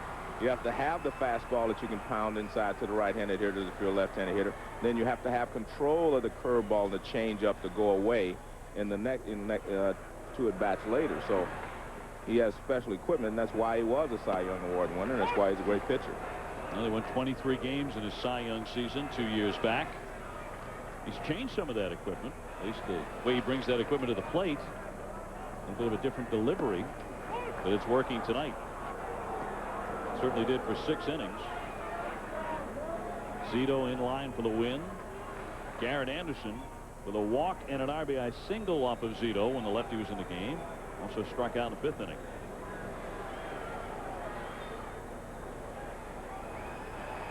Base is empty. Hammond, the hitter, and the pitcher, nothing in 2 on Anderson.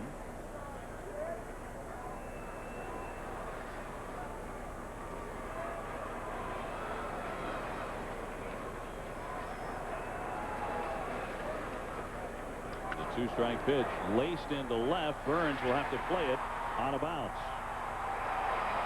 Garrett Anderson trying to get something going. His 2nd hit tonight.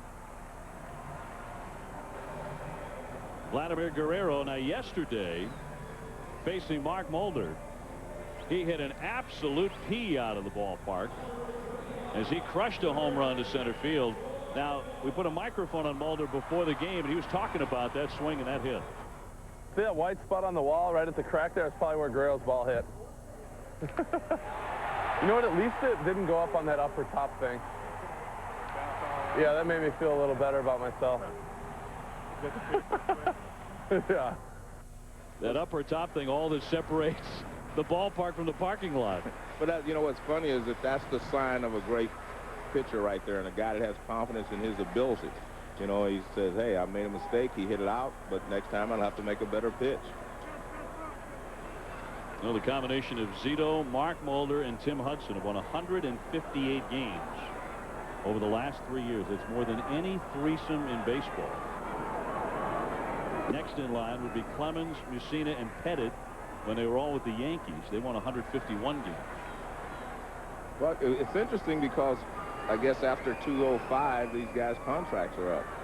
I don't know how you're going to keep all 3 of them, but it's not my problem. Bring in Artie Moreno's the owner. Scalded to center, but Kotze there to make the catch. 2 down. When you think about, though, in a historical context, how good these 3 guys have been. Right. And Zito was tonight here at the Big A in Anaheim.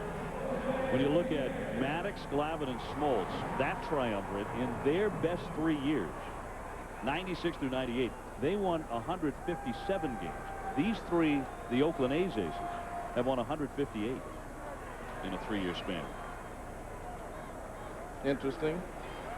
Lower earned run average, but these guys are facing a designated hitter and not, you know, a pitcher most of the time. So the earned run average difference is right there with that designated hitter. So they're very similar. Jose Guillen tonight 1 for 3 with a 2nd inning single. 7-1 Oakland as he slaps it foul.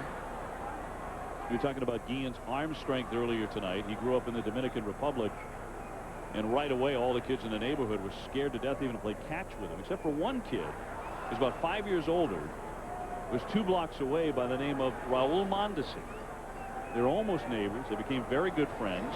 Mondesi, of course, with a spectacular arm of his own, now playing for the Pirates. Swing, hot shot but foul by Guillen. So Mondesi, when he was signed to a professional contract when he was 18, that would have made Guillen 13 years old. He used to come over to Jose's house and teach him some baseball skills and play catch with him and teach him how to throw accurately with strength and some other things. That was a great tutor for Guillen, getting him on a fast track to the big leagues. He waves and misses at the changeup at 71 miles an hour. Hammond with a pitch that wouldn't have puffed your lip, but he strikes out Guillen. 7-1 Oakland, a commanding lead through 8 in Anaheim. Well, a much better night for the Oakland A's than the Anaheim Angels. The Angels in front of a huge crowd of 43,000 plus. Their 4th sellout of the year, but they have disappointed on this night as the A's have pounded out 13 hits to the Angels 5. Barry Zito tying up the Anaheim hitters in a big part of their lineup. Guerrero going 0 for 4. Loss was 1 for 4. Guillen 1 for 4, just a single. He still has not homered as a member of the Angels. So tonight it was pitching, dominating hitting. Slap foul out of play by Kelty. He's gone 1 for 4. So just starting the 9th inning here. 1 ball and 2 strikes on Kelty. From Anaheim, California, and the Big A, where the Angels think they have a World Series contender. But the Oakland A's, they've gone to the playoffs 4 straight years, and they still have that same great pitching staff. We saw one of them tonight in Barry Zito. Well, Tim Hudson pitched a fantastic game the first night here. And, of course, last night Mulder lost the ball game. But tonight, I mean, it's been a fantastic job by Barry Zito. Ground ball to the first baseman. Erstad will race there for the out. Kelty retired, 1 away in the 9th. So the A's trying to win the series in pretty good shape here. You'd have to say in the 9th inning they would win it 2-1 coming to Anaheim. These two clubs are going to meet 16 more times during the course of the 2004 championship season. They will conclude the season against each other in Oakland for 3 games. This could be 3 extremely meaningful games at the tail end of the season.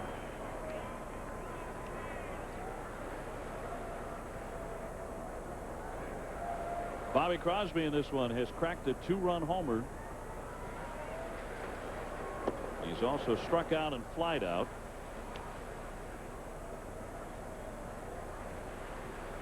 So he's burned Mike Scioscia on this night. A 2-run homer in the 6th. This kid is starting to hit. It was not that way in his opening week as he pops it down the line, and it's going to drop in foul territory, and nobody got to it. Halter, Guerrero, and Erstad all came up short. No play there.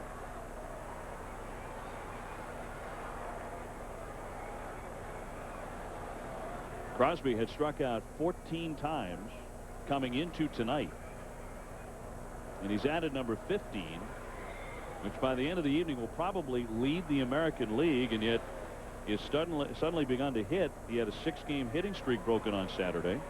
Hit his first major league home run on Wednesday against Texas, and another this evening. Popped up and a play maybe for Erstad. He's over near the stands, but it's drifting foul off into the crowd. Hey, tonight after the game, Sports Center coming your way with Stuart Scott and Scott Van Pelt. Tonight's top stories. Sammy Sosa is making history. Chris Berman's top 10 plays of the week. And the Sunday conversation. Can Parcells and Keyshawn get along in Dallas? All to come on Sports Center as Crosby strikes out for the 2nd time. Indeed, Sports Center is next.